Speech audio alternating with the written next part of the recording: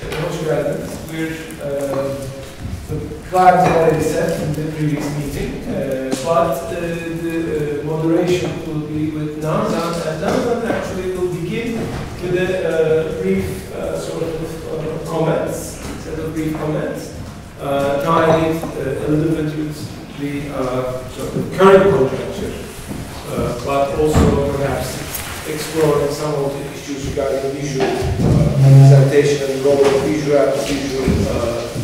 elements in terms of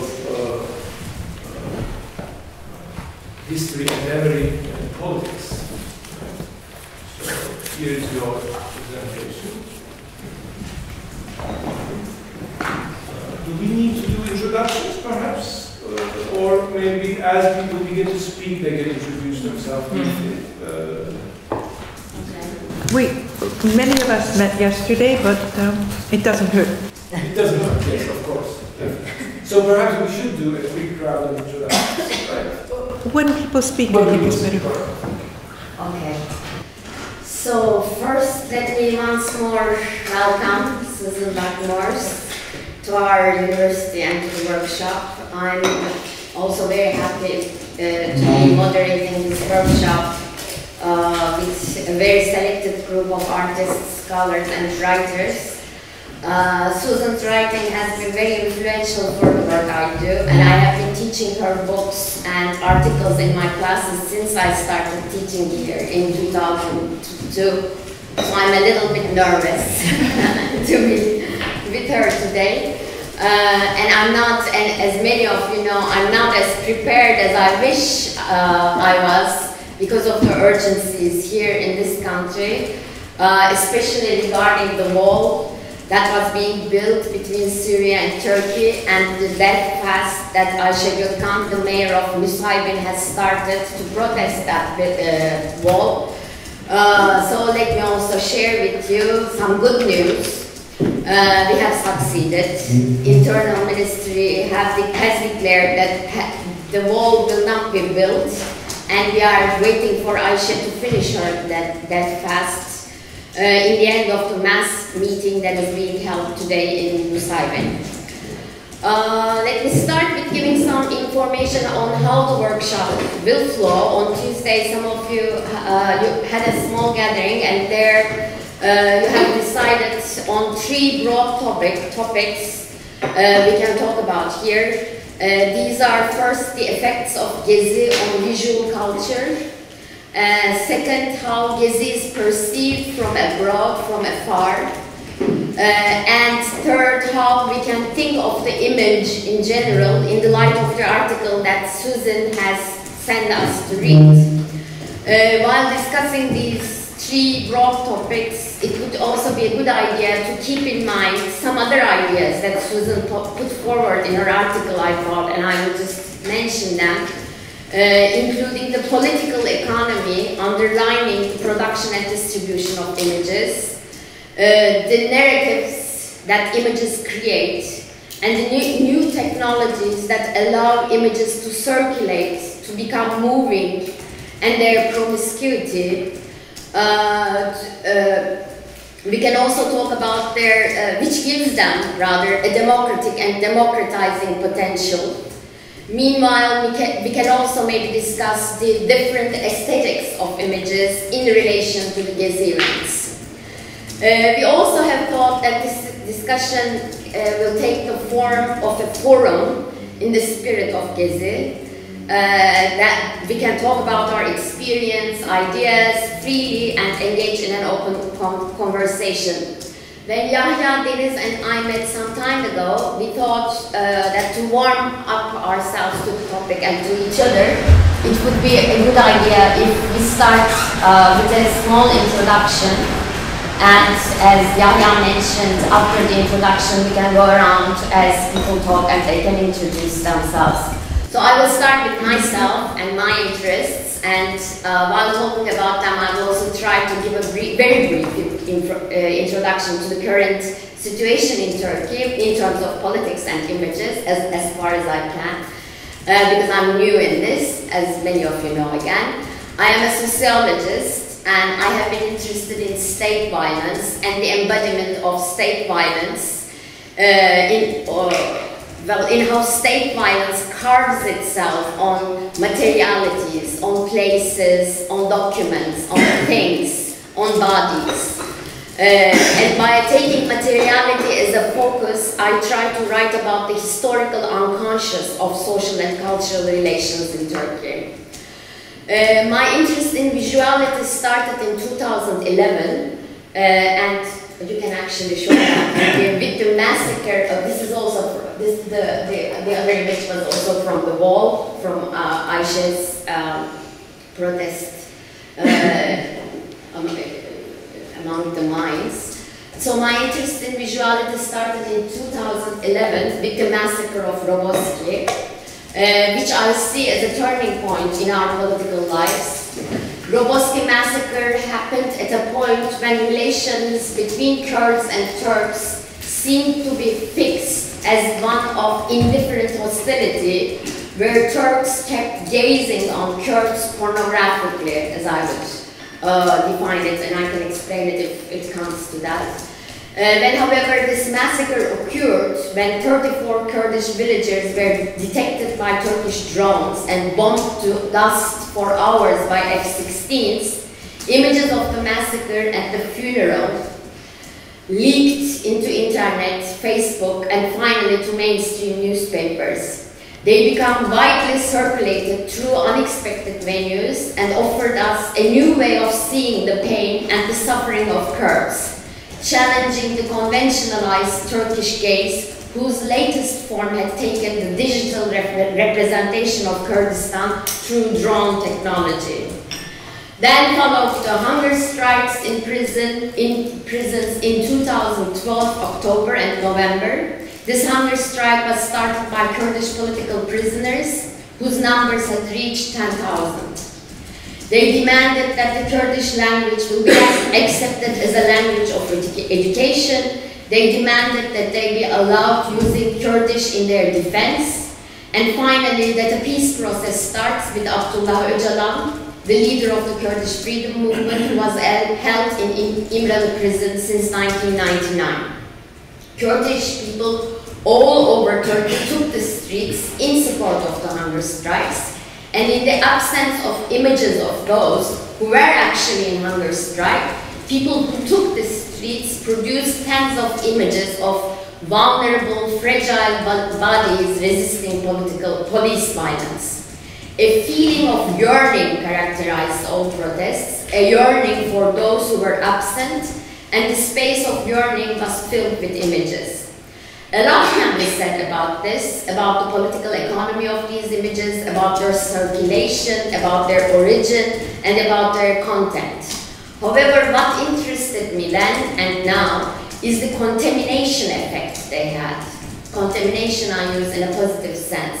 They called on other people to produce similar images, and looked from that perspective, I cannot think of Gezi protests without also recalling those images from 2012.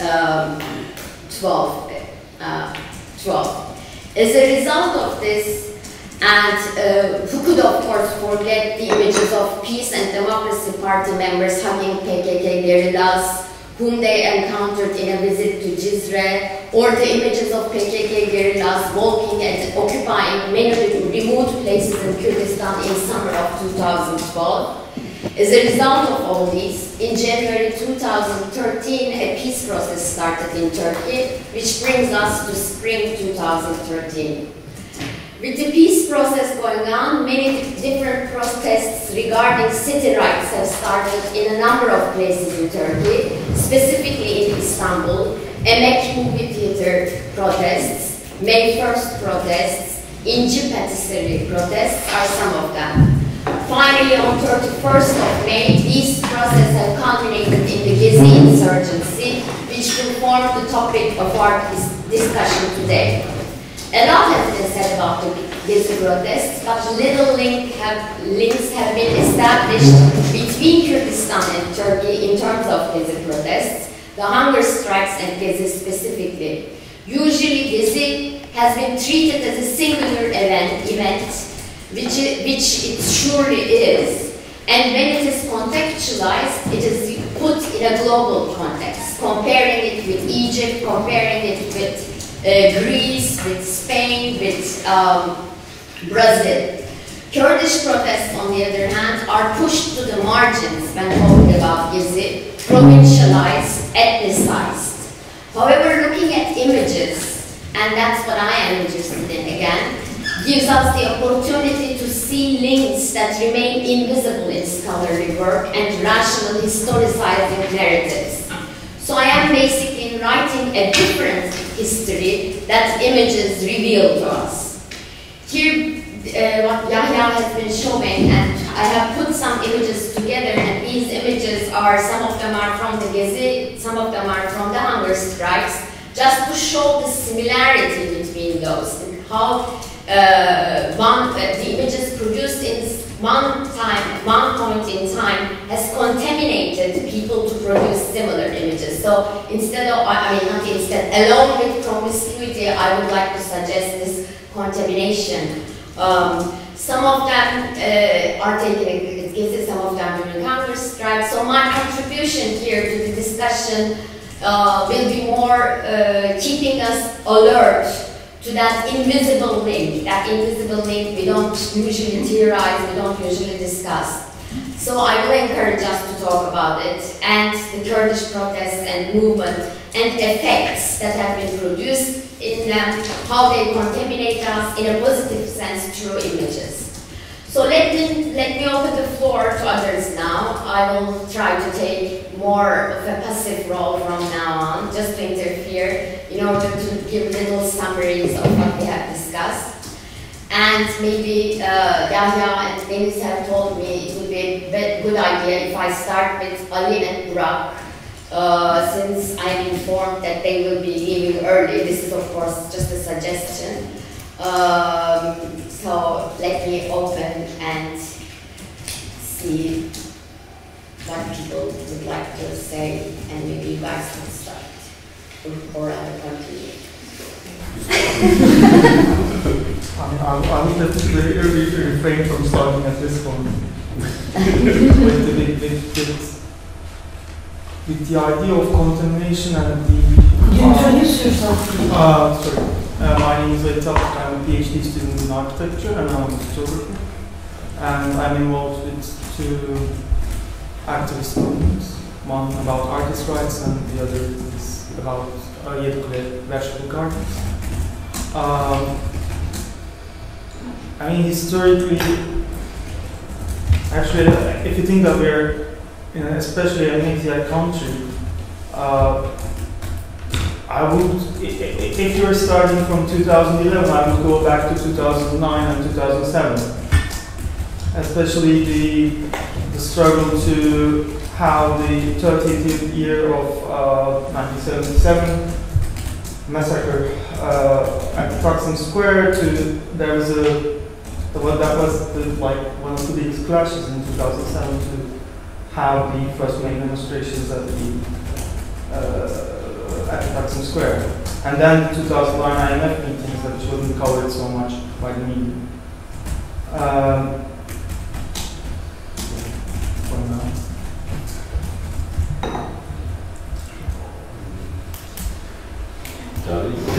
Let's see. My name is Burak. I'm an artist and technologist, let's say. I develop technologies and I use them in my work. I'm also working with different groups. One is Helsinki Citizens Assembly in Istanbul. We do projects together, mapping and stuff like that. Today, I guess my focus will be a bit on two projects briefly, and then they can connect to the discussion a bit, I think. If you can find them, I know they're sensibilities. Yeah, those. So during the Gezi protests, we started making we started mapping of the relationships between projects of the urban transformation and the companies who make them. that's not that visible in this map. It's the contrast of the projection, I guess, but the small ones are, I guess, close-up shots. Such as this one. And just stay there if possible. You know, so in my practice, I was already doing this type of mapping stuff for some time. You know, for me, the discussion of image is more about the information side of it, you know, what information you can deliver, and you know, and the ways how it's distributed in general, you know, and the way it moves in networks.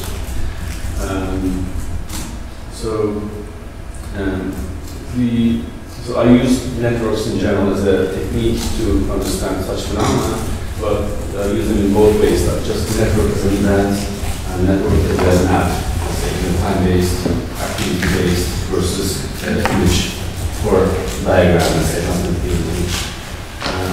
I like to call them diagrams in general because they are more like for their use. You know, you go to look at them and read them. They read them and look at them at the same time. That's an interesting quality for me, and so I'm going to try to exploit that quality a lot in these projects. But I will continue with this one. So what we did basically is just we did a research on SAD. We did this collective of people, around like 10 people, journalists, activists, artists, lawyers, a mix of people. And we collected data about the first mega projects, let's say, like the third airport, the third bridge, you know, they were also the cause of corruption, the biggest corruption of all capitals. So we focused on them and we collected the companies who are making that, you know, building those projects. And also we took the other projects that the same companies are doing. As an example here, you can see the Karaca project down there, you know, which is done by GAP, a construction company, which is owned by Children's Holding Company, as we all know. And the same company also, you know, works on the Penanggal project and the ship of Taptık, wrote some more, yeah, the Metropolis and so on. And they also own the major media outlets, things like Tava, ATV and stuff. And we all also know about that, you know, that these, how they, what kind of news, you know their language in general, let's say, of these news outlets. And the reason is, or one reason is this relationship, obviously, to the capital there. So, in a way, our goal with this project was to show this relationality at scale. You know, not just one relationship, technically two relationships, but massive relationality. So, this is my general interest as well, that we're trying to make sense of the relationality at scale. So maps are quite useful for that in general, you know, and so yeah, this is one point I can say, and the other point I think interesting for me is the collective production of such maps. So what I believe usually, you know, we always have these partial maps in our minds about everything, you know, the realities around us, activities around us. So when we try to start to combine them, these maps in one way, you know, using some techniques, it becomes quite powerful, I think, you know. So we basically connect our partial, say, realities in a way, the things that we know. So again, for this reason, I started doing work with, I've been doing workshops to basically show people how to make maps, you know, and then also how to read maps as well, both ways. So I developed technologies for this reason as well. There are these online tools where you can actually make maps, and then these maps can connect others to people's maps as well. This is more like developing a knowledge base together, let's say, in the form of diagrams and stuff. That project is called Craft Commons, just for the note again. And it's online and craftcommons.com. Yeah, the way you translate arm shape is network is yeah, so maybe some more small points on the focus of the discussion, let's say the image culture in general. I believe we discussed it in the bar as well, but you know, I'm just going to repeat some part of it for others. So I think this feedback loop between the street and the internet is quite the like the engine itself. You know, and basically it bends to reality. For instance, I believe that when we see people, you know, sending images from a protest, let's say, and when you see this image online somewhere, it comes to your face, you know, and that if you know that image is around your neighborhood, if you are close, and if you maybe it comes from that image comes from a friend that you know, or a person that you know, then it actually motivates you to become part of it, I believe, you know, and this is the driving force, and it was quite a strong, I think, tool. This is different than the past. I think this feedback loop is different. I call it positive feedback loop, let's say, rather than negative. So it actually, in a way, expands the participation. Susan, in her talk the other day, was mentioning mass communication versus masses that are communicating with one another. And in a way, that relationality that is not virtual, but real, that is accompanying the virtual, what makes virtual even more effective, right? In the sense that sort of, it has to be on both sides. Right? Just to sort of flesh that out, I mean, I think it's really clear in the uses that we're seeing of the new technology in these mass communicating or anonymously communicating groups. It demonstrates so clearly that there is no technological determinism. It depends on the relationships, how the technology is used, you know, because the same kind of technology can be very differently applied in that sense. So I think it's really important. If you click on one of those things, can you get to those images of those local communities that you talk on? I mean, is it visible? Are we doing that now? Online it is. It is. Online it is. That was just, she's translating, Denise is translating the thing, so just so that. I see. Oh. I'm following. Oh. So you just saw it in, Denise, you're doing simultaneous translation in Turkish? That's fantastic. You should also add that this map when it came out, it happened so quickly, very widely distributed. Everybody was very much affected by it because we really needed to understand what was going on with urban reconstruction projects, and it gave us a very new way of looking at things, these links with companies and the broadness and wideness of urban reconstruction projects, how many people were affected by it. We really needed it, and it filled up a gap that it became quickly very widely distributed. Yeah, like the first day that we opened the website was also, I guess, like a Biennale. It wasn't a Biennale. It helps a bit, and it was in a day there are 50,000 people looking at these maps, you know. And we have multiple maps, so in fact, it's like one of the dimensional, let's say, dispossessions in general. And so this interactive version, you can actually mouse over some of those, for instance, and it goes here. Bir yerlere açısından kolay çalışır herhalde. Birinci projeler. Dispossession olduğunu açık kafayız yani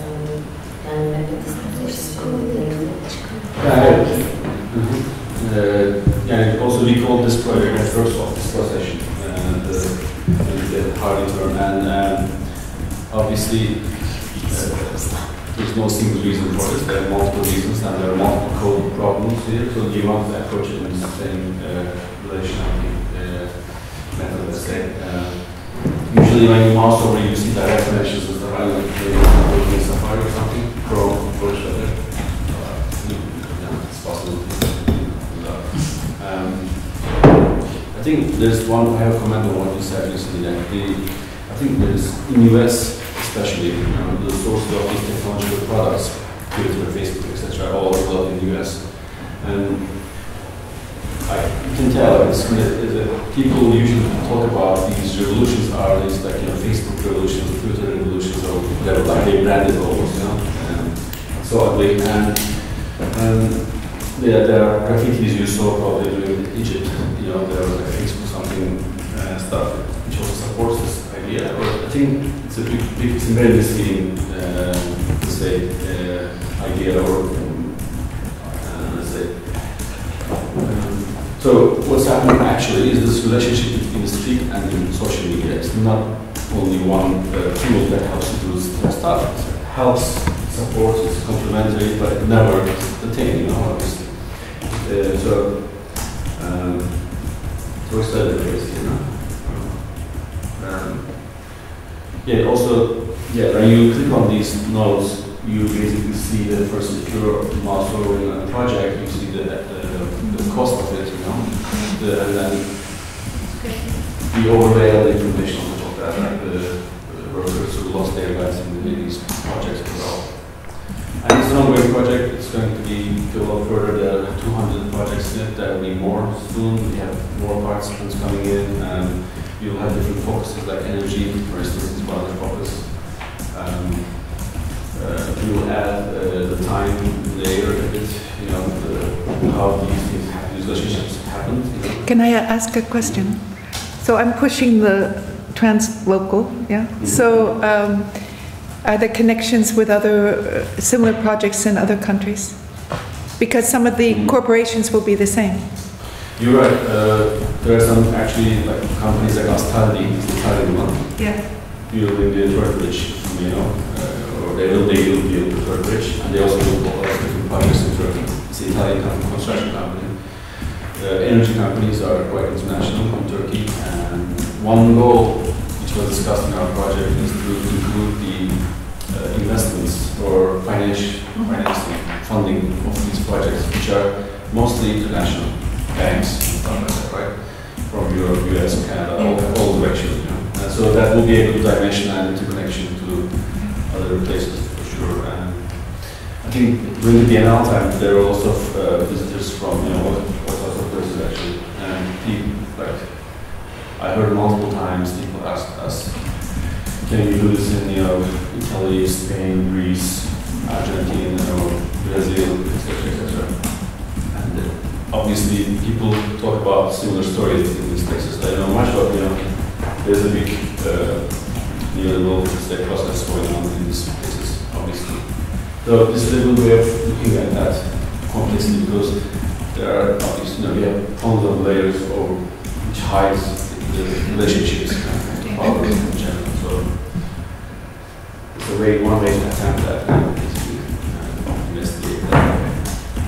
It is also, for instance, just around the Gezi Park. This started in Gezi Park, right? We did a workshop because a lot of people was already actually doing all sorts of little groups, doing teach-ins and forums. It was a kind of 2 weeks which were quite active in terms of knowledge production. And this started there. And during that, this was also done, which is Dirençe, which is a kind of all the environmental conflicts in Turkey. I mean, this was started a year or two ago, and they immediately postered the entire park with these conflicts, because this actually started as an ecological conflict, I mean, like a park and trees and so on and so forth. So there is now a map, actually Bengi might say something. I guess I was thinking of alluding to this project at some point, but maybe I should just maybe give an overview of the project. It started about 2 years ago, I think. It's a part of kind of an international project that is trying to map different types of environmental conflicts. And it's not the way that we have operationalized it for Turkey, the map for Turkey is not, so we're not mapping, the image itself doesn't include the kind of the names of the corporations or anything, but it does show, I mean, when you click on them, there is a kind of a small kind of short information on who's doing what. But what we have tried at least to visually convey was the type of the conflict. So is it about fossil fuels or water, or is it about urban space? And it is kind of this. I guess it is kind of a commoning exercise, so that one part, and the politicizing exercise, that one particular conflict is not particular, but it's actually part of a kind of bigger process.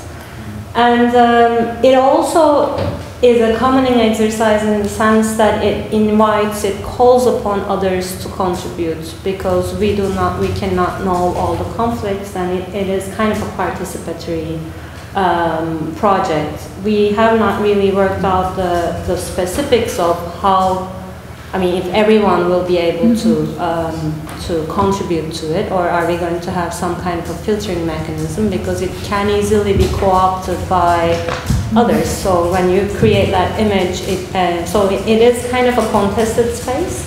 But I mean, and we had this long discussions that maybe we should have it open to everyone, and we should kind of then we might be able to, and we should open that space for more contestation, so that corporations can actually create an image and enter a conflict, and then the local communities can provide a different narrative, kind of a contesting narrative. But obviously, that kind of ground is not even. So, I mean, it's not an equal power to access this map and to enter information. So we're still debating that, but we've opened that to kind of activist circles and environmental NGOs that we work with. And so that's all I'm going to say for now. Because is it a completely volunteer project? It is. It's yours as well, right? Yeah. Yeah, we have kind of. I don't know if you were worried. I wasn't in the meeting, but we were trying to meet up with these other mappers, let's say, to bring together our data. I know that there has been some contact. We had a lot of people. No, I don't think we did, but there was an email, that's why. Yes, I mean, I think we will at some point. So yeah, this is like a working group of people who are working on issues of political ecology, and it is entirely volunteer. Can I ask another question, which is the horrible language question? Something we always have to fight when we're trying to work translocally. If these are not just national movements, but movements that see their solidarity in different places, there is the default of an English translation, but that in a certain sense reproduces the hierarchy of languages in the world. So, I mean, I bring this up specifically because one thing and my contribution here will be my own webpage, but that webpage was produced with the help of Projects, which is a group that some people here know. And we did it as one, oh, here it is. Thank you. And if you go down to the pictures, if you go to the constellations, that's actually the word I wanted to talk about. And you go to any place there, it'll take a moment and the images will come up. So they worked on this with me, and it's not showing up on a small screen so well. It takes a while. It looks better than this usually, but anyway, it's always these problems. If you look at it at a regular size screen, it looks good. But so can we go into some constellations like Visible Empire, for instance, one of Yahya's? Yeah. And wait till it loads. I mean, now that it's up, I didn't think it was going up, but can you make it? Can it go all the way across, or is it just impossible to do? This is because of the size of the projections. So if you look at, if you looked at it on your computer and slide across and you see there's Lenin and there's Virgin Mary in there. I mean, there are different kinds of things. And actually this is my data bank of images and Hitler. So this is a constellation, and I'm picking now up on these invisible linkages that you were talking about. For me, this concept of Walter Benjamin, constellations, really helps, because it means you can cluster images together. They look like they have nothing to do with each other, but then it's up to you in a text to produce the connections. And that's what, if you go to the texts, if you push on one of those in the constellation, push on an image in the constellation, it should take you to the text where that image appears. That's what, yes, or try it on another machine at home and use, yeah, there we are. So then it should take you into the text and you can continue the discussion right at that point of the image. So I guess what I'm saying is, anyway, I'm a little off center because I didn't think the thing would be up right now. Thank you, though, for being so quick on this. But so the idea of constellations is you can put these things together, even if they don't yet have a visible linkage. And then you can even suggest to people how they would describe the links. That's something. But constellation means a juxtaposition, which is not a logical argument, and it certainly isn't with visual culture. It certainly isn't something where you first have the ideas and then you plug in an illustration. No, you put a funeral by the Kurds next to something in Gezi Park, next to something else, next to something else. And it's almost like a picture puzzle, and Benjamin used this idea. It's almost like a picture puzzle that you try to figure out, how do these things go together? What makes them belong together in a certain way? And so it's helpful because you can be fragmentary and a network at the same time. But that wasn't what I was going to talk about right now. What I was going to talk about was this issue of language. Projects, you know, you have these great ideas and then they take 2 years to do one part of one idea and you still aren't to the second idea yet. So we only finished the one idea and it took you 2 years, this website. But a second idea we have is something that would link translocal spaces. And one of the difficulties, or the big difficulties, is language.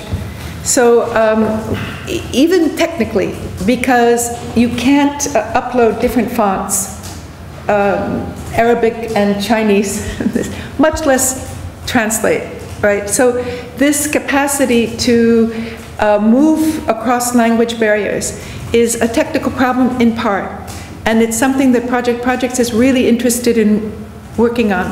And I could see a kind of collaboration where there was a kind of attempt with a working group here in Turkey and a working group in an Arab country and a working group in Korea or wherever to really try to figure out how we work with the disparities in power of languages without allowing nationalism to take control because of national boundaries to language speakers. That was what I wanted to bring up. But then asking whether there was a language, I mean, whether the language, I mean, in other words, it becomes a Turkish issue if it's only in Turkish. And so it's already a national issue, even if it didn't want to be a national issue.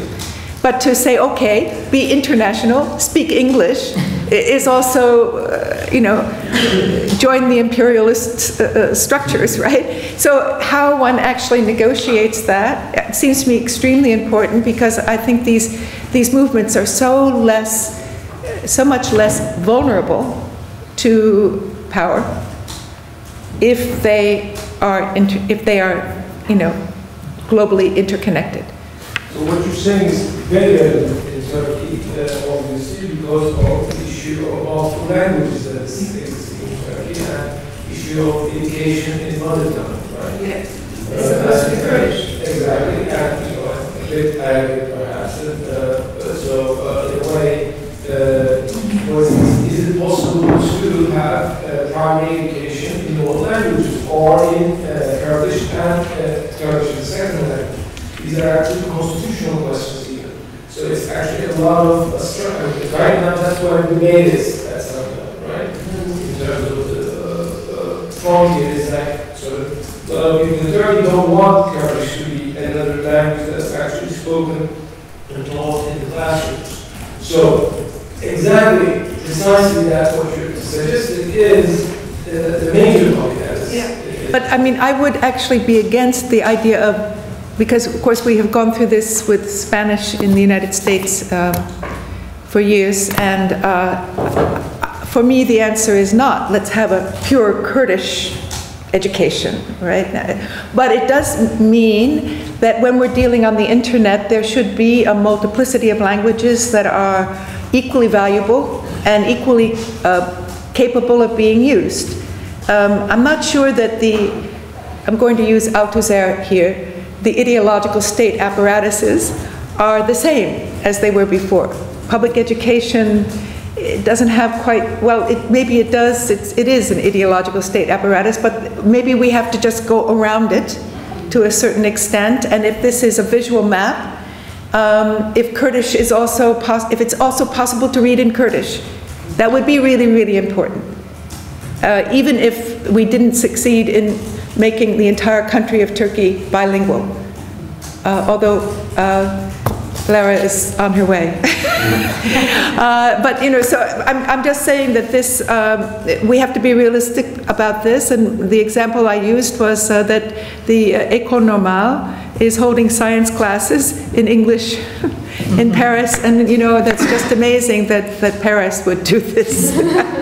So there are certain realities, but I think there should always be this open accessibility to language. There's one comment on this, like in your also article, you were talking about imaging that can cross the language barrier in general, which is totally true. And also, you know, we want to use the instruments of capitalism again. This is like a technique like that. In fact, these new type of software services are being translated by people in massive ways. Like for instance, there are these tools that you can actually translate things to in your own way, you know, rather than a single place that translates everything for you. So they translate the interface of, let's say, Facebook, and it is done by collective translation.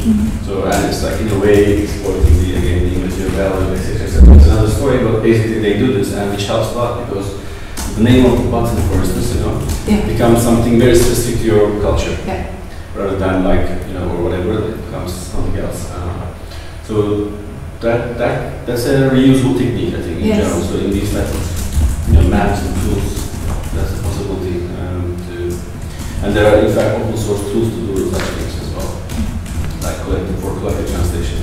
So that's one way to go, I think.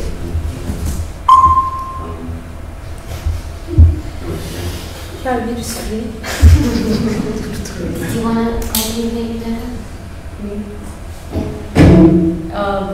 Because there was a mental difference.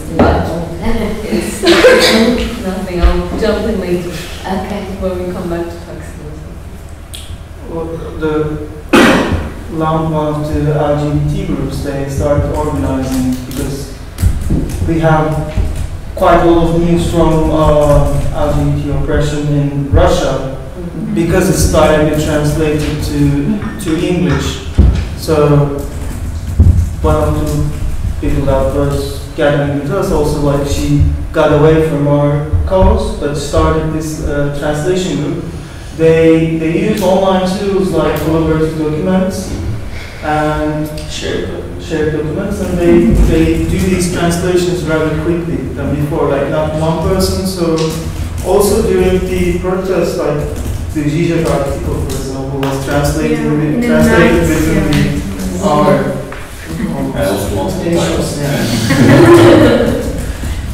And there was a translators group, I think, working during the Gezi process, like with a multiple, number of languages, like they were doing it all the time. Also during hunger strikes.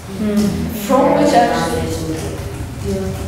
actually an LGBT translation group was born, and is still working in a very urgent fashion. You know, during Gezi, it was like there was a piece of document every day, basically coming out from the park or from one of the groups, Müşterekler or otherwise, and those needed to be translated very urgently. So that worked for a while, and then when that sort of started waning, some of the people who did that met with the LGBT groups, and they started a translation group for the LGBT news, which produces news every single day, which is sort of hard to come across within media, like mainstream media within Turkey, but because it's translated, it's currently actually being discussed in a part of the UN as well. Yes.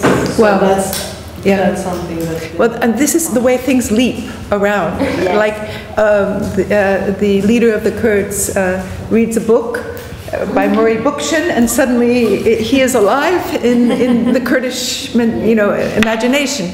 I mean, this is terrific. This is, instead of first it's a selective process by which certain books are privileged in the market, and then they are translated, and then they come down. There's a much more diverse set of networks that need a document or find an urgency and do it. Now, I don't want to at all with Müge Sökmen here denigrate the quality translations, which are terrific and should not and nor should I say that all translations should be free. I guess I shouldn't say that, but because that's work too, and it has to be done. But for instance, David Harvey, my colleague, his website has 2 million hits, 2 million hits, and his lectures on Marxist Capital are translated in Tanzania. People putting subtitles in the lecture, and suddenly it's up there. And so, I mean, it's so anarchic the way these ideas spread. And then the question is, well, what if they are not properly understood? And I think that's the false question, because if they're understood in a progressive way, then they're properly understood. There's no one meaning for it. And again, I'm not talking about the wonderful quality of the translations that Matisse has done in my work, for which I'm very grateful. But we're talking about another kind of communication here, right? It's not the same. And I mean, I don't want to say it's not the same, and it has to go on if images are going to travel, and if they're going to travel in a way that allows people to understand them, then there has to be some caption. Walter Benjamin was always saying there has to be a caption. There has to be some, more important than the image is the caption. So captions to images, they're still short, right? They're not whole books. And I think that there has to be a space for this fragmentary exchange of ideas that are visual and linguistic at the same time. I was just going to mention two things. One of them is we suffer actually from the fact that we cannot speak Arabic as much as we cannot speak Kurdish. I mean, Turks here cannot speak Kurdish, but also that they cannot speak Arabic, and there is because the region has so many uprisings, but we have difficulty communicating with our most intimate neighbors. Yeah. But Jadeliya, I would say, has been important in that respect, because it has a page on announcements page, and it translates all announcement, and actually collecting signatures in this region has become a really important political activity, and all these texts with signatures are being also immediately translated, so we can see, when each Egyptian protesters make a statement, we can find the English version in Jad, and when Turkish or Kurdish people here make a statement, we can find the translation in Jad. So that has been contributing. That was one thing I was going to say. The second thing is, which really amazed me during Gezi protests, somebody fabricated a statement by General Marcos saying, he supports Gezi protests, and it was written originally in Turkish because somebody fabricated it, and then it was translated back to English and Spanish. There, General Marcos has made, and I just recently found out, actually a month ago, that it was completely fabricated by a friend of mine. At some point, very quickly people realized that it was a fake. Yeah, I didn't. But many people say it doesn't matter. Yeah. Because this is a police idea. Yeah. Yes. Well, it doesn't matter. matter. That's the weird thing. So we're talking about a different kind of we're talking about a different reality for language, it seems to me. It's not the same. There's something else going on here. And authenticity of the speaker is not important. But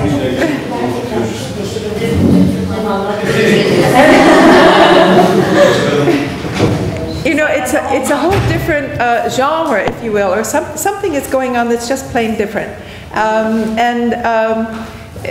I don't think we should be afraid of it. I mean, I think that's a great example. You know, it doesn't care. Or I just heard from the free radio interviewer who is related also to Yahya. Everyone, it seems, is related to Yahya. But we agreed it was a mafia. And anyway, he was saying. Now I'm confused. But that's all right. He has it right. Let's see, he was reporting a story.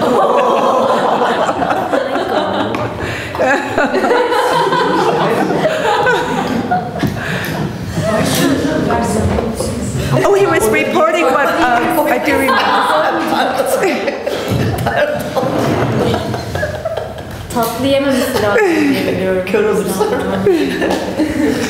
I remember what it was. It was Russell Brand, who was part of this anonymous, million people anonymous demonstration in England yesterday or today or sometime very recently.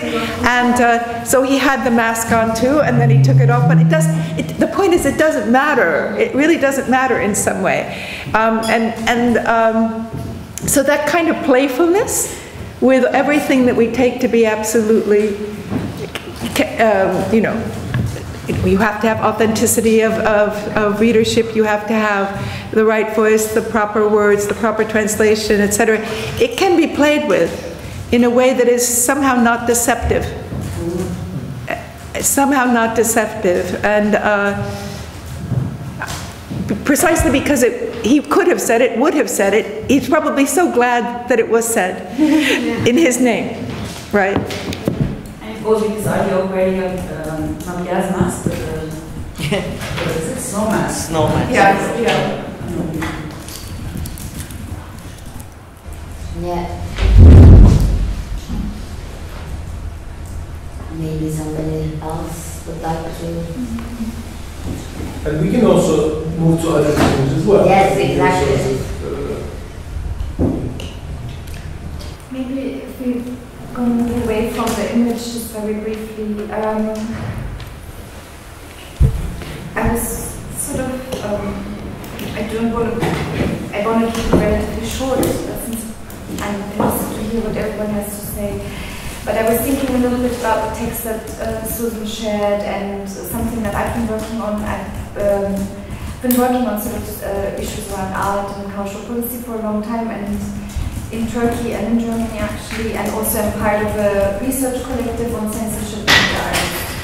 And one thing that I got struck, or that I found very striking during the Gezi protests in terms of also images was actually, well, not just in terms of images, but that it was a very important moment in terms of oppositional groups being able to set their own agenda, which is something that has been very difficult in Turkey, and this government has been has had great expertise in trying, and we've seen this actually with this latest crisis in Serbia as well, where the government tried to actually really very, very hard to keep a different kind of agenda on the forefront. I was thinking, especially, I don't know, yeah, and this is sort of one of the pictures, or one of the here's an agenda, it says, here's an agenda for you. This was actually in the night of the 31st of May that this program circulated. And this is another one that says, talk till you talk, it gets exciting. Sort of this idea that that it sort of switched, rather than saying, oh my God, what have they come up with today? It's more like, come say something to us and we'll spin it the way we want to spin it. And actually what I wanted to very briefly talk about these two images in particular. They were Merceau barricades. And this one says, everywhere is Karbala, every day is Ashura, and opposite of it was this one that was sort of had a lot of humor, the drama of the Toma, political group. But what I liked a lot about this one is it says this is Sparta. On top of, you see, it's not a great photograph, unfortunately, on top of the word love. And when I took these pictures, they're not very good quality because I was actually quite emotional when I was taking it, because I kept looking at this very political slogan, everywhere is Karbala, every day is Ashura, which is about sort of a whole genealogy of Alevi plight and suppression and a way of voicing Alevi sort of rights claims on the one hand, and this is Sparta, which was one of the many cultural, popular cultural references.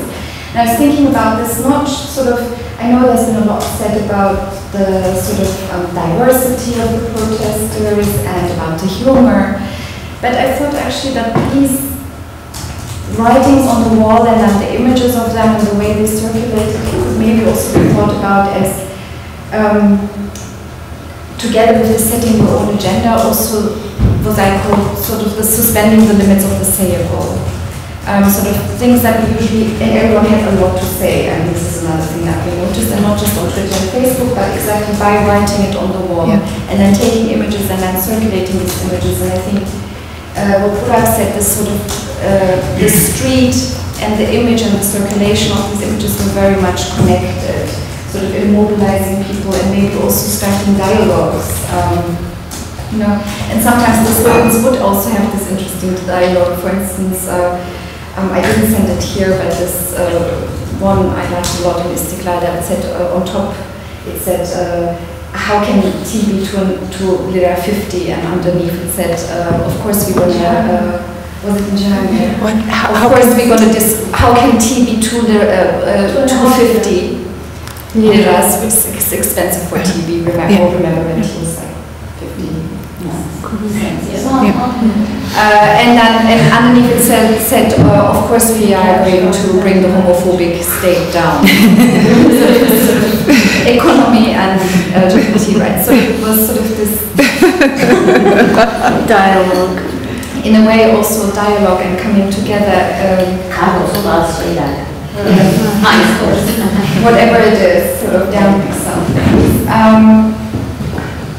Yeah, I just wanted to say that very briefly before we sort of move away from the images, and I think it sort of connects or is another sort of permutation of what you say in terms in your text about images exposing a space for common action, sort of, because this is, yes, it's about writings on the wall, but it's about the images of the writings on the wall that then again circulate and also sort of opened up that space or kept it open. For a while. The last image that I sort of asked or sort of contributed to the 5-image thing was actually something that came after Gezi Park was already empty, but is an interesting example. These were visuals. I mean, it's not just writing on the walls. People also, it was very, like with the translation, there was actually also a lot of graphics being produced on a daily basis, and this was just a few hours after the incident at the one of the demonstrators against these kind of new police stations. How do you say in English?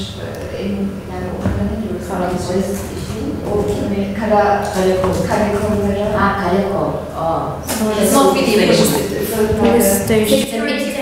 military posts, but now on the border and inside the border of Kurdistan, these are huge, very technologically equipped military posts. We call them military castles instead of military posts. Actually, they're modeled on the American consulate, right? It has that sort of, you know, there's a new big consulate. And they did it by Turkey. Yeah, very important. And just to briefly explain it, this was during the protests of one such security station, military post. Medeni Yıldırım was shot by a soldier, and the official explanation was, you know, it couldn't have been, the bullet must have sort of ricocheted and it says gravity in the east. Sort of that gravity works differently in Kurdistan. And this was, for instance, you know, when the streets, although there was a lot of mobilization also on the streets, but this was sort of also the way people were reacting sort of instantaneously, designing graphics and circulating. So is this collective writing? I mean, is this a new form of collective speech? I mean, which precisely isn't a single author. It's, I mean, I think that's really important, that the continuation. There's a woman, Shihab, last name, Shabib. Shemsa? What? Shemsa? She's Lebanese, but she's in Cairo, and she had this project for one of the biennales, I think, where she was supposed to do something related to the Quran, and she wanted, and calligraphy, and she didn't want to do this, so she said la, right? And then she found la, no, in lots of calligraphies, lots of examples, and she took them all out, and her thing for the Biennale was blah, blah, blah, all these 1,000 times no, no, no, 1,000 times no, which is also evidently a proverb in Arabic. And so then came Tahrir Square, and she took her art project to the streets and put la, one of the la's, and then said no to police violence, and then la to something else, and la to something else. But she would do it at night. She would go down at night and do it, and the next day people would add to it. You know, like this other adding that will take down the homophobic state, which wasn't supposed to follow, but followed. And I mean, I think this idea of not being in possession of your words, not being in possession of its meaning, I think, you know, it's not to replace the other language we speak, but it's the development of a different kind of discourse, which is really collective language. It's a collective writing. It's not surrealism's automatic writing, because you know what comes before. You know, you don't just throw in anything. But there's something, or to take a picture of Gezi and have a Kurdish activist put a caption to it, you know, and to purposely produce a collective document, which will be contradictory or at least multiple in its meanings. But I mean, that's what I get from talking to everyone in the last week and a half here, is everyone is saying it's the diversity. And may I add something? I'm Müge Sökmen from its publishers, and I come back from the last century. And I want to, for example, I just wanted to add, this also helped us define the borders of political correctness. Yes. Because I was there, I was in the 1st of May back in 1977 when the massacre happened. It was my first public protest. I was like just over 18, and I survived. So I kept going back to 1st of May demonstration. It was like something like an obsession for me to have Taksim back. So I had been gassed a lot before.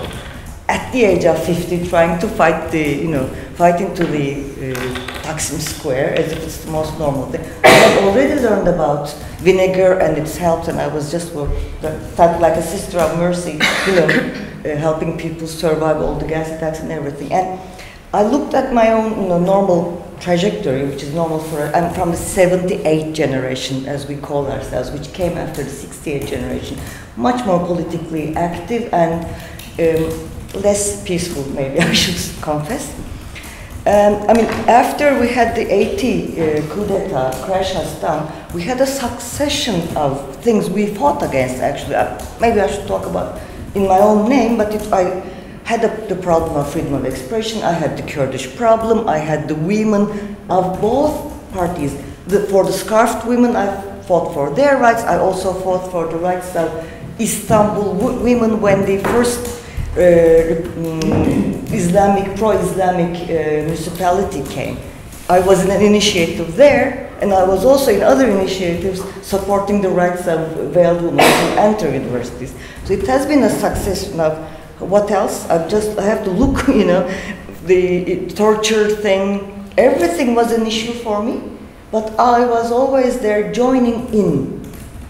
It was never, I never felt, I have told you this before, I never felt fully represented actually. There was also a limit to my language when I was in those movements. When it was always a common language which was proper, which had its limits.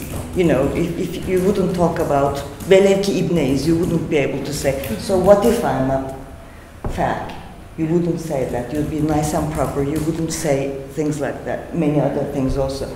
So there came a moment with Gezi for me. It was a culmination of all the things I have really fought for all my life. Like over 30 years, I can easily say. Each and everything I had cared about. Environmentalism, religious rights, the right to be a believer, the right not to be a believer, Kurdish rights, language rights, what else? I mean, everything. But always it was for me, let the movement be represented by the how shall I say, by the owners. I would never go to a Kurdish. I want to tell you about one thing I did on purpose once to force these boundaries. 1/8 of March, you already know about this, we talked with Judith Butler, you'll remember. 1/8 of March demonstration, where we were tucked in a corner, many years ago, it was like 10 years ago probably, when we were in those Shishli, we were not allowed to enter Taksim or anywhere else. We were tucked in a corner. Mostly the Kurdish movement was there because they had the most burning issues. And some, independent women, some women's groups, everything. And one of the main slogans was, in Kurdish, Biji Azadiye Jini Kurdi. Long live the liberation of Kurdish women. Okay. So we were all saying that slogan, Kurds and Turks alike. We were all saying, Biji Azadiye Jini Kurdi. 2 months from there, we had the 1st of May demonstration. Again in the same place, again tucked in a corner, again dominated by the Kurdish movement, because they were the ones, as I was saying, mostly fighting. So I noticed that there was this group of women acting as a buffer between the police and the Kurdish militants. So I, being this unpolitically correct or politically incorrect person, I started shouting, Biji Azadiye Jini Kurdi. And I was hushed. Everybody turned and said, this is not the place to talk about Kurdish women's rights. Because this is now, state and us. And the subject is no longer what it was 2 months ago in the 8th of March demonstrations. And, okay. So this is something that we do to each other. This is something we have had to do. Leave things aside for the sake of, stressing other concerns.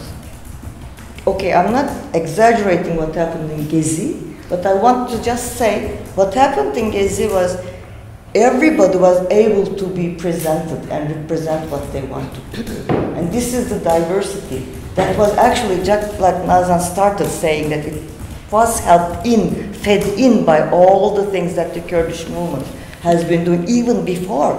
I had to tell people that, come on, barricades are a thing of 30 years in Turkey, at least coming from the Kurdish movement.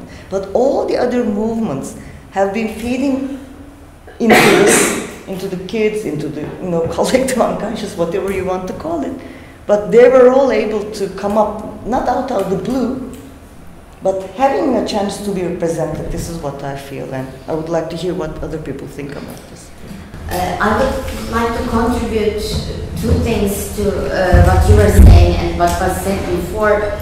What was also interesting about this Sable, the boundaries of Sable extending and being suspended, what happened to the language of state was very interesting as well, because the language of state has started to crumble. That was, again, I'm going to give reference to hunger strikes that had first started during the hunger strike when all people came out. There is this wonderful image of Tayyip Erdogan in Germany giving a speech to journalists about, everybody's asking about hunger strikes, but he's talking about something completely different.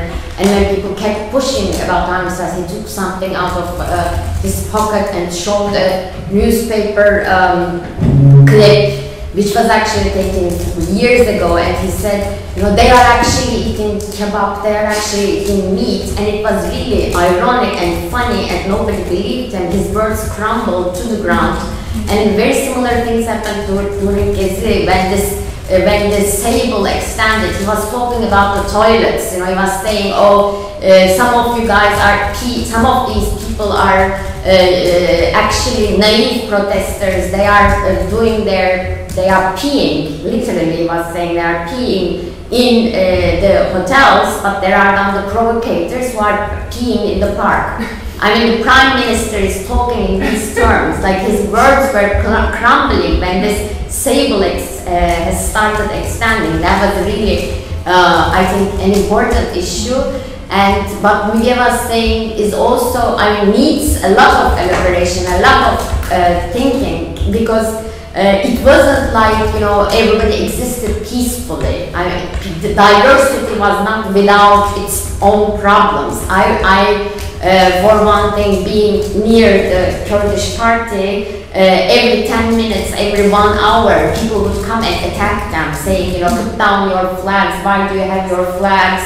Or people were attacking sometimes also the LGBT groups, women, but because it was, I call it to be a non-state space, the state was nowhere to be seen, and we could not give reference to the state to solve our problems, or to declare who is more powerful, to declare whose identity is now on the top of things. We had to solve our own problems. So although there were fights and problems every 10 minutes, we were solving them on the ground. That was, I think, the newer thing, because it wasn't without problems. We did not coexist peacefully, definitely not at all. You were going to say something, I'm sorry, I maybe not have interrupted you. Maybe after, I'm going to break down. Maybe after Ezgi? Yes. If you want, we can... No, go ahead. Before the break. I want to speak about my experience as a person who work about how the images work politically in artistical area and political area, and it was a shock for me the see Gezi and the Gezi's image and their force, because I was wondering about me as a person who produced the images for their political effects.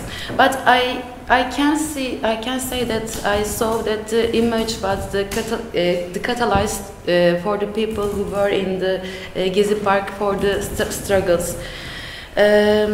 I think the image of the Gezi were disrupt the language, the narrative codes of the opposition. It was the beginning of their force. The images collectively shared were escaped from their general concepts.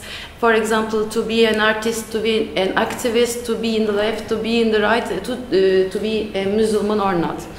The people was united in a meta-political space by the help of the image, and the impossible union of the classes and the ideologies seen like a miracle, and the material reality has been changed miraculously. We say that it's a miracle. And I think about this, why the miracle. And I think that the miracle is a synonym of the aesthetical experience, in the mean of the contrary of the unesthetical experience of everyday life. To change the boundaries between the possible and the impossible, but it was the impossible, it was a miracle for us. The aesthetical experience gave birth to a collective social desire. It was a bodily experience, and first of all a physical space experience by the bodies collectively. It was a political and aesthetical performance for all of us who were in the Gezi Park manifestations. And I think it was a surprise for the artists also, because in the artistical space, the contemporary art has forgotten his power who came from the sensory experiences. When we go to the biennials and the expositions, we cannot encounter with this bodily experience who will be a miracle for us and who will disturb the consciousness and disturb the how I can say, disturb this anesthetical experience of everyday life. And after that, the Gezi manifestations show us that the art and the politics needs the aesthetical experience for a tool of liberation and collective liberation who can give freedom to the individual existence also. And that's why we can speak about the Gezi image as the juxtaposition of non-mental and mental ones, and also the subjective and objective intentionality, the collective and the individual existence together. And this one passed through the body and the space and this experience that I speak, the political and aesthetical experience in the Gezi Park manifestation and the image that they produced. And I want to speak about also one other point. There was image, but the most important the image that we didn't see in the park or during the manifestations. We saw some image we sent by the cell phones, but we heard about it. Like a tale, like a history, like a legend. We heard about the heroes, the enemies, the massacres, and first of all, we imagined it and we completed the whole, the blank there, and the puzzle is completed by our desires in the park, and this was the spirit of Gezi after all, because the spirit is something. It is not concrete; it's abstract, and it's formed by a desire, collective desire, who created in the park by the image existent and not existing in the optical reality. And they were multiple, they were contradictory, incoherent, and insignificant, and first of all, they were also blink, and they were whole also. They included the whole to be replaced by our imaginations. I can give two examples. We know about it, the slogan, the famous slogan, I didn't find something to read in the wall. Yes, to write, I didn't find something to write. It was written in the wall. And it isn't only a semantic thing, a semantic content. It is something visible, and it was an image, and it was a word. It was between visible and visible. It was also like it's not a pipe of Rene Magritte, like this. I can't say that, and this is not a pipe. And two different images. One, the garbage, the collective. To clean the park collectively and make the garbage. It's a symbol. It's not. It's something. It's not something political, but it's the most important image, I think. And the other was the flea market. The flea market was opened in the park, and after as a contagion, it was in the other part of the city, but the most important, it was the image of our new memory. We took the objects and image from our collective political memory, from the American movies, from the comic books, from the different layers of our memories. And it was a flea market, and we make a composition with them, and after all, we can speak about the spirit of the Gezi, and we can speak about the public space. But because the public space is something like this, the relation between human bodies and social relations, the rituals, and the collective images. I think I can finish like this. The image for public space and the spirit are linked together and formed the Gezi experience in our imagination, and it will be always alive, I think. Thank you. We have already covered a variety of topics, and I have put them under three headings. One of them was linking different events, both translocally and historically. We talked about connectedness of different events, different images, especially unseen and unspoken connectedness. We talked about ways of connecting them, and specifically maps, constellations, and translation as means to connect and to talk about invisible histories. The second topic we talked about was boundaries, how images and visuality helps us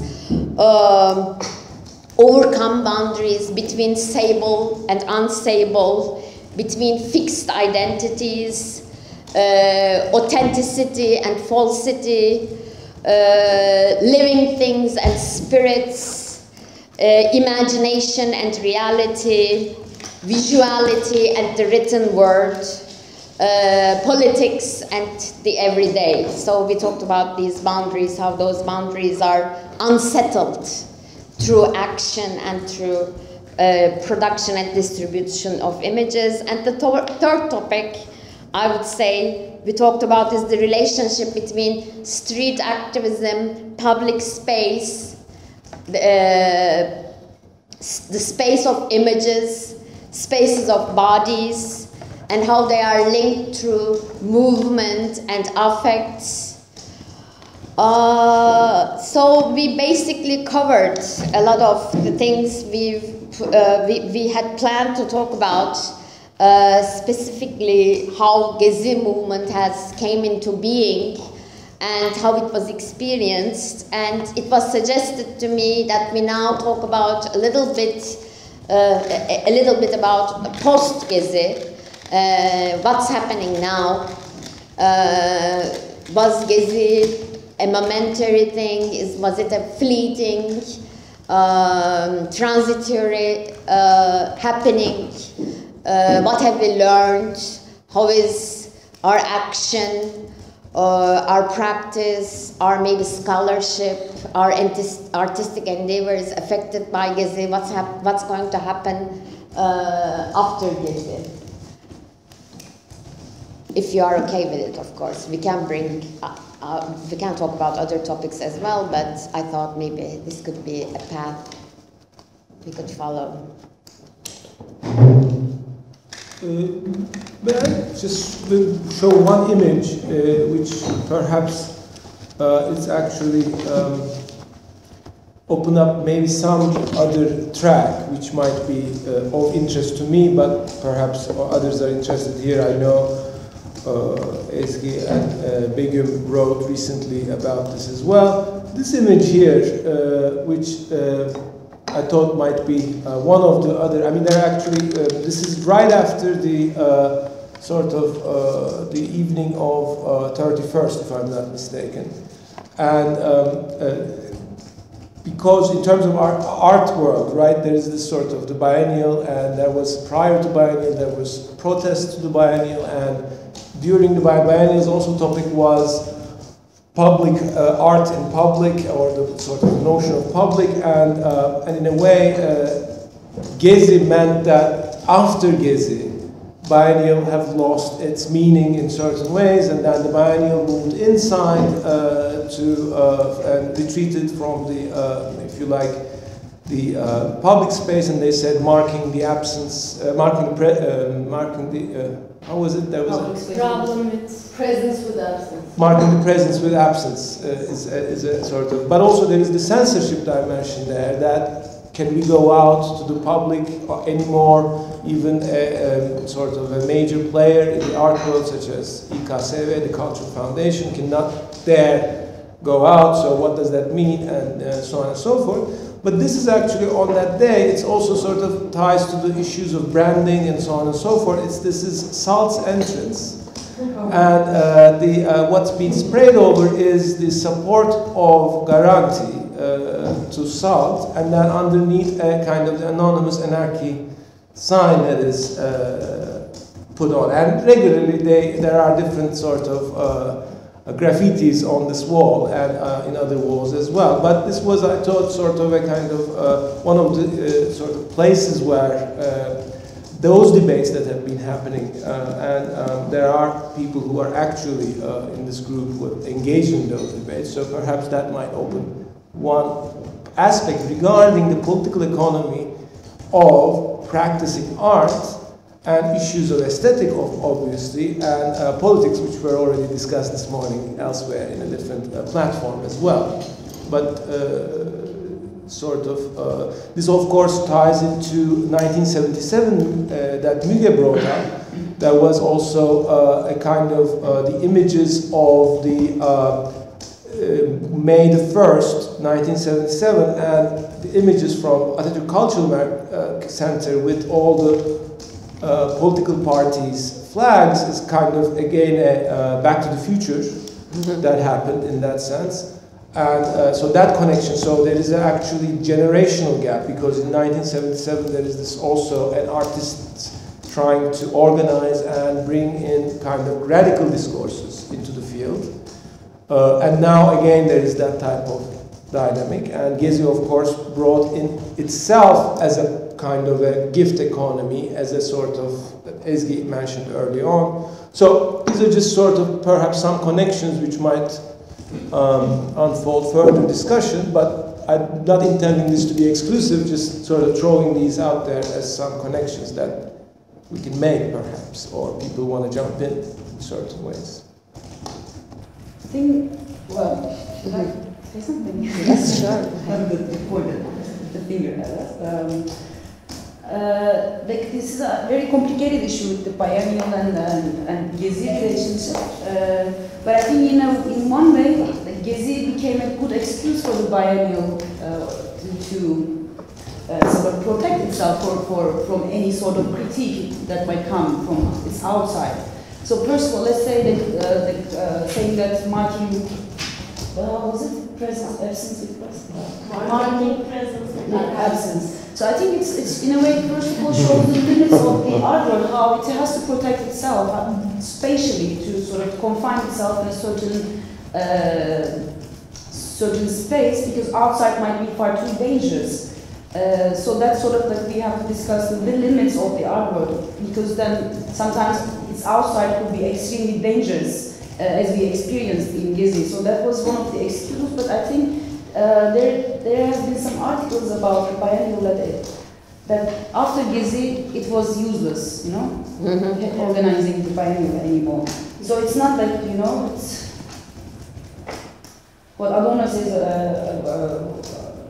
writing poetry after Holocaust. So we don't have this sort of massive event in that sense, but somehow this Gezi, everyone thought that reality is so massive, so sublime, that you can't produce art anymore, because the reality has taken over and producing representations of any sort of resistance is impossible. I think that's the point that we should start questioning what art means, you know, when it sort of encounters with a sort of sublime experience of something like Gezi, then would we all start being academics? Would we all start being artists? No. Gezi was this moment in time that everyone had to question, every organization had to question, every movement had to question themselves, like feminist movement, leftist movements, so everyone had to question what they've been doing. So I think that goes for the art world, and the artists start questioning what producing art means. I think it's a good point to start after Gezi. And I was going to say something else. But then one thing important, I guess, in Gezi, I think artists weren't producing art anymore. Mostly there have been some performances taking place in the park, some awful ones as well. Like Şükranların örneği vardı ya, benim dostum için. We have one example. Performance artists. It was the opposite of the Gezi's images. This was just opposite. It's a pornographical image. It was the opposite of the Gezi's image, I think. But this is Celan. The artist does this, yes? I mean, there are artists who do this on the women's body. It's, yes, French artists. also sort of feeds and reproduces. But I mean, that's what I saw. This woman, she also has plastic surgery. Orlan, it's Orlan, I'm sorry, it's Orlan. She also has bumps put on her head, and it's a kind of self-mutilation as a form of feminist art, okay? And I think it's good to look at this one and say, though, this is not a visual culture of Gezi, because it passes for political art. And feminist political art. And in fact, doesn't just pass for it, but had in a certain way that effect at a certain time. I think it's a big challenge. I mean, you're talking specifically about the art world, but as an academic, and you know, I mean, writing books that have excellent translations, or writing long, detailed books. For instance, I have a project that I thought was limited to the origins of Judaism and Christianity in the 1st century, and now I realize has to include Turkey today, and has to include the fact that the site, Aphrodisias, is not Aphrodisias, but where we're going tomorrow, which is Gere, which is another name, you know, and the people who were living in Gere were just eating off history, eating off the tables of these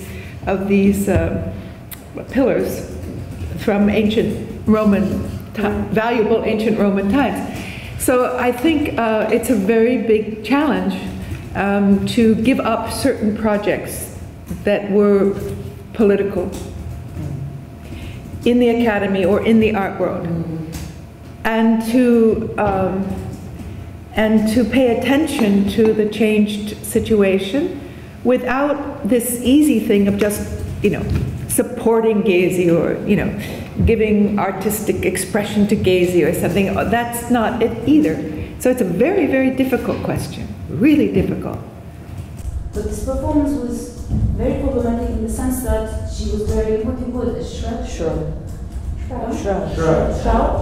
and she was cutting her stomach, and people who were there, they were extremely traumatized because for the obvious fact that they've been seeing a lot of blood, they were wounding themselves, and they were like, they thought that they were dying. Like, it's death and birth thing, no? Because she's cutting the navel point and it's between a shroud. Yeah. When everybody was. But this artist always has been doing these kinds of very provocative works, and I don't like, when you remember other works of Şükran Moral, I don't know if is that meaningful to talk about this in the context of it is meaningful. I think just the way Susan was mentioning, I mean, what was radical ceases to be radical. Yes, of course.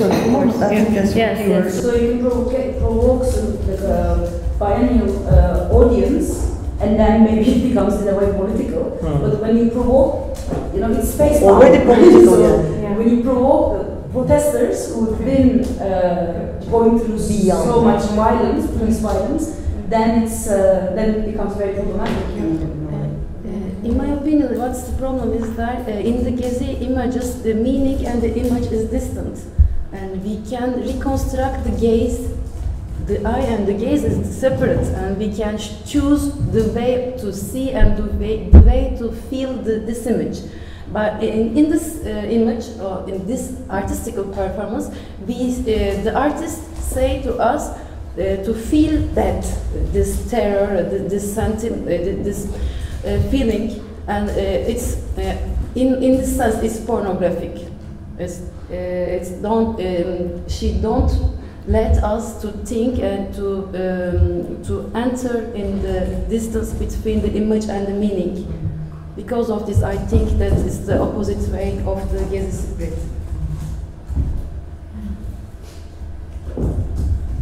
maybe at this point I can make an addition because I'm Serkan. I'm an artist, photographer. You were at the biennial. I'm sorry? And you were part of biennial. Yeah, that's why.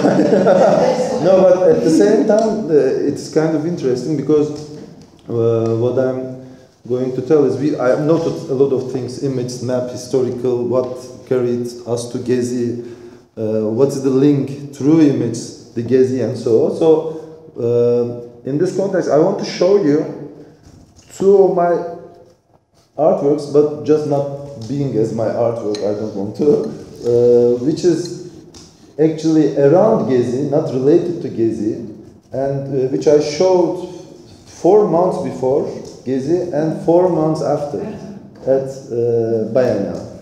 So could you show? Your name is? My name is Serkan. Yeah, there's not. You don't have the. Yeah, you don't have the information. I'm sorry. So,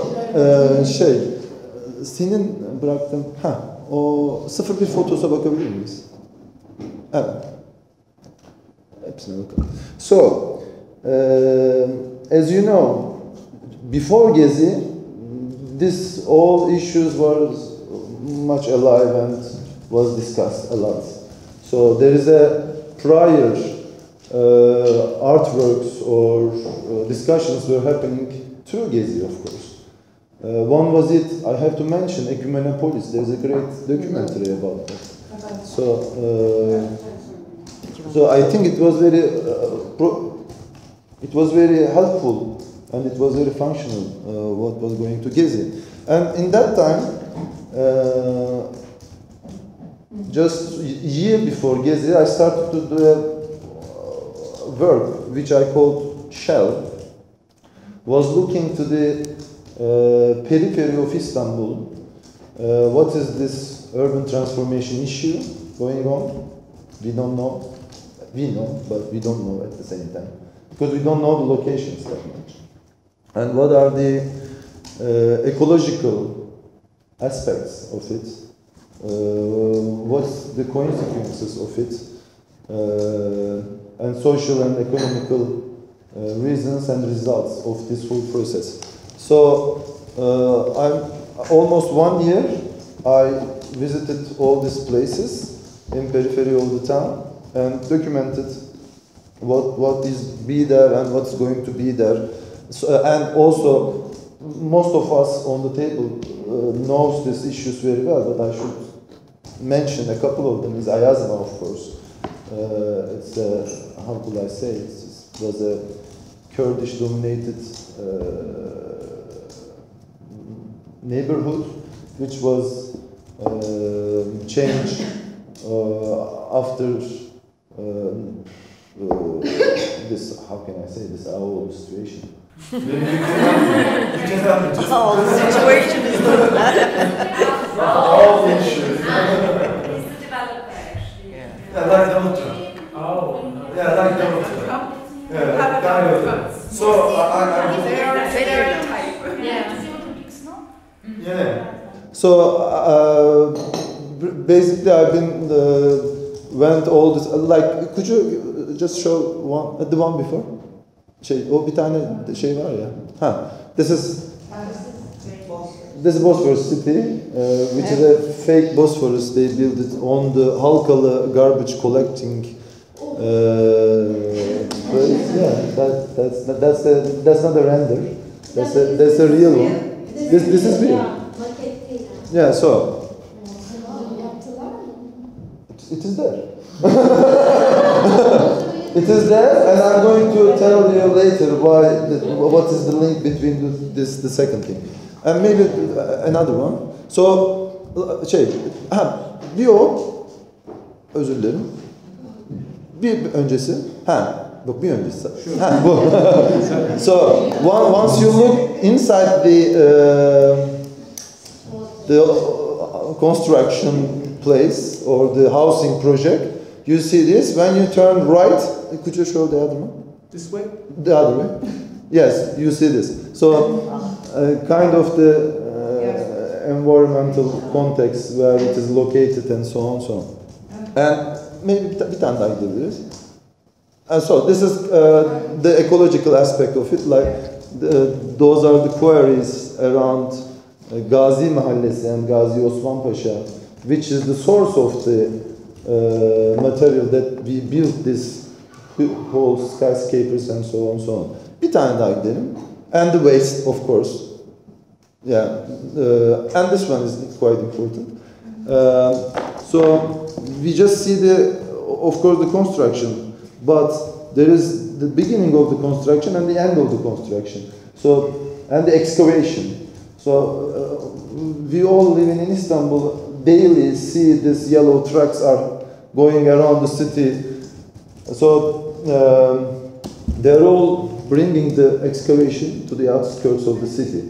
And the thing about these locations was the old mines, lignite mines, which was used until 1990s, before the natural gas arrived to Istanbul.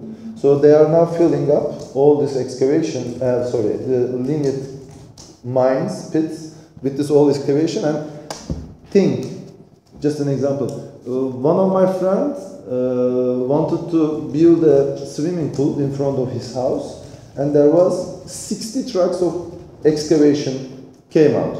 So think about the Bosphorus city thing, and make it like 1,000 times. So how much excavation can come from the city? Sometimes there are 6 kilometers of trucks are waiting to dump off their excavation. So anyway, these numbers are just to figure out what is the issue. So, and this is just before the Gezi. I did it in a commercial gallery, this show, but it was still, a lot of people are interested, like a public thing, public art. Then the Gezi happened. And on this time, I was also, I'm going to tell what's the Biennale, but those are all related to Gezi, of course. I don't want to tell my artwork, I'm so sorry. In Biennale, I showed a work called Between Two Seas. This is the map. Yahya, özür dilerim. Bir de şurada map diye bir aynı dosya var. Evet, o map. Özür dilerim, diğer map, özür dilerim. Bir tane daha geleyim. So in this context, I did also a publication for the other show, for the show that I showed you is how we define periphery of Istanbul. As a city like 50 million people, what is the relation of the periphery and center, and so on. So and also it is showing with this legend of how it was changed during the times of different civilizations periods, like from the Ottoman time and Byzantine time and so on, so on, so on. So then you can follow. And right after, as I told you the story of excavation, it was a very powerful experience to be there, to being there. Because once I described you, it's okay. And once you showed the pictures, they were quite big. So it is still had created an experience. But then after I tried to figure out how can I find a possibility to people experience it. Because it's a much stronger experience to be there as a person. I've been there. So then I was thinking to let people to find a possibility to bring there. Which is, these all issues are the triggers of Gezi actually. All this, nasıl denir? Bu farkındalığın yapılması. Raising consciousness. Yeah. Raising awareness. Carried to Gezi actually. Because all of us on the table knows these issues. Third bridge, third airport, Kanal Istanbul, and so on, so on, so on. But we don't know where they are and what exactly they look like. Because it's another experience. Being there and having this experience is much more stronger. Biraz çok mu konuşuyorum? Yok. Tamam. Pardon. So yeah. So then I try to make to turn it to a experience of. I create a walking route. I'm sorry. These two things happened. Okay, this experience and the walking route, walking experience. Then the Channel Istanbul thing. I don't know if you know it or not. So there is a big project, one of these crazy projects that Erdogan was announcing is started too, right? Sort of. Not yet. Yani açılışı yapılmadı mı en azından? No. Basically, it's a channel between Marmara and the Black Sea. There is over there. So this is the contrast problem. The idea of opening phosphorus. Yeah. Cutting in half. Like in the Gulf region, there are islands and so on. So create a whole new Bosphorus, which is of course very problematic in terms of water. Yeah, ecological aspects and also diplomatical problems, because it's not just our problem, our issue. It is an issue of international laws, Lausanne and so on. So then the map before I showed you, I suddenly recognized that the places that want to show the people was on the Channel Istanbul. Channel Istanbul, on this route. So then I found that, okay, then I'm turning it to a trail, a walking path, and to let people experience it. So then I mapped it, walked several times, and I did a guide map, which is describing how you can walk there in 4 days of time, that you can camp over there, or you can come and go over there. This is the technical details. But anyway, so what I want to tell, now we are making a group of peoples or individuals are going there and walking there. Because on this route you see these lignite mines, the housing projects, the water basins, the in-city gardens, the old reservoirs, and also all the settlement of the city, which is Yarımburgaz Mağarası. So somehow you make a link between the oldest and the newest issues of what's going on in Istanbul. So why I told all these things, this was in BNL, and it will be still continue. It will be continue and be marked all the way. So it will be in future being walked by people. About the image part, now the walkers are documenting it. So it will be a collective memory of people who experience it. Now I'm making a database of images. Thousands of images are, this was how I showed in BNL. I don't want to go very detailed. So thousands of images are collecting in a database, will be in future of the document of this whole transformation through the people who experience it.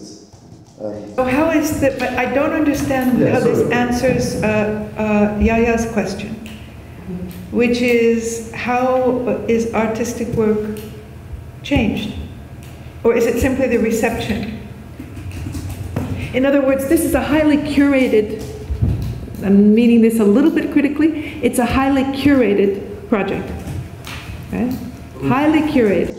Created by artists or created by the creator? I didn't catch. Well, curated, that means, okay, it's an artistic project, but how it's supposed to work, how people are supposed to walk, how it collects images, how the images are, how they are assembled, who assembles them. It's a very, I said curated, I mean it simply in a kind of controlled way. It's an artist's project still. Okay.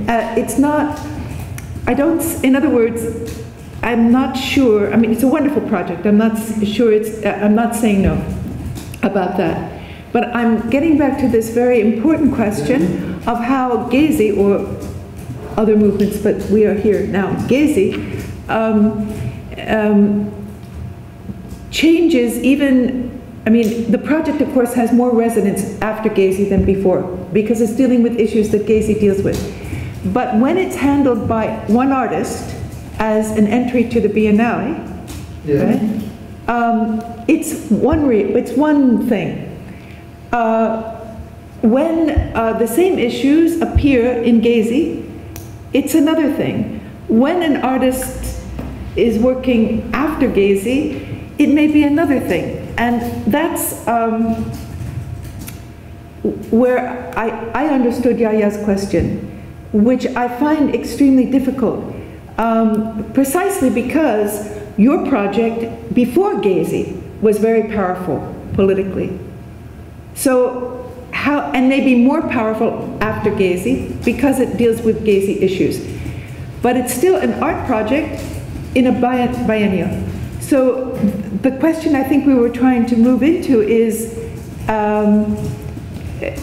it simply a matter of taking these themes and as artists developing them and putting them in biennales in the global biennale world? Can I say something like the other graph comes Burak's project, like some parts of it was also in the biennial. I don't know if we underlined it in the beginning or not. Yes, no, I agree. So I mean, again, it's not a criticism of us. It's also just a reflection on Yahya's question. I mean, in a way, these works are actually makes this point even more interesting because of their particular relationship to the practices and the political content that they have and the linkages that they produce. But precisely also that even within this type of a content, what does it mean to be operating within a kind of, as you said, and that's something we can think about further in relation to Gezi because there is no curation in Gezi, right? It's very curated in a very particular way. And in a powerful way, yeah. And so in that sense, that makes it very interesting. But Feyyaz was going to say something, and maybe, I don't want to sort of just, and I will translate, but do you want to finish? Just two small things before. Biennale was just an excuse to show this project. I was going to make it. I'm not into management, just want to say. And also, I didn't consider me as an artist here, I just consider myself as an agent of making this project because it will stay. And plus, we are doing a collaborative work with Burak. Now they are making the mapping of the Kanal Istanbul on Graph Commons. So that's what I wanted to add. Anyways, I'm sorry. Feyyaz da sonra siz şey yapalım. Buyurun. Biraz dille program yaratacağım. Yahya'dan rica edeyim şey değil. Ben karşı sanat çalışmalarından Feyyaz Yaman. Aynı zamanda 78'lerde çalışıyorum. Aynı zamanda cumartesi sahnelerinde kardeşimden dolayı çalışıyorum. Ve Müge'nin kaldığı yerden biraz devam ederek bağlayacağım ben de. With me. I'm Feyyaz Yaman from Karşı Sanat, which is direct counter art, perhaps, and also part of 78 Generation Association, which Müge mentioned early on, and also by way of his brother or sister, Saturday Mothers, sort of a group of mothers that have been sitting on every Saturday at noon in Galatasaray on the Istiklal since 1980s, late 80s, early 90s? Early 90s. Early 90s. 96. 96, yes. So... for those people lost in police custody. Or disappeared. Mothers of the Disappeared is another version, yes.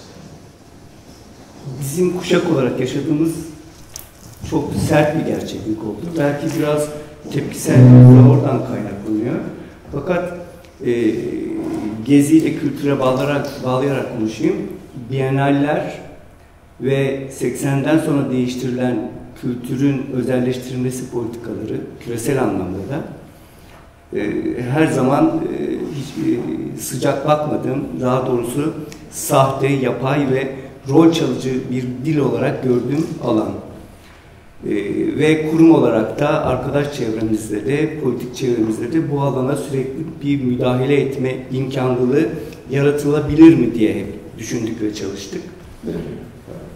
So maybe it is because of my generational experience, which was really sort of brutal. I have a certain reactionary stance in relationship to the privatization of culture and biennials and this constellation of institutions.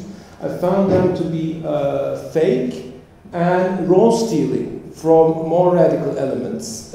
And also, anyway, I think that perhaps captures there's one thing. I have Inter here, but perhaps, anyways.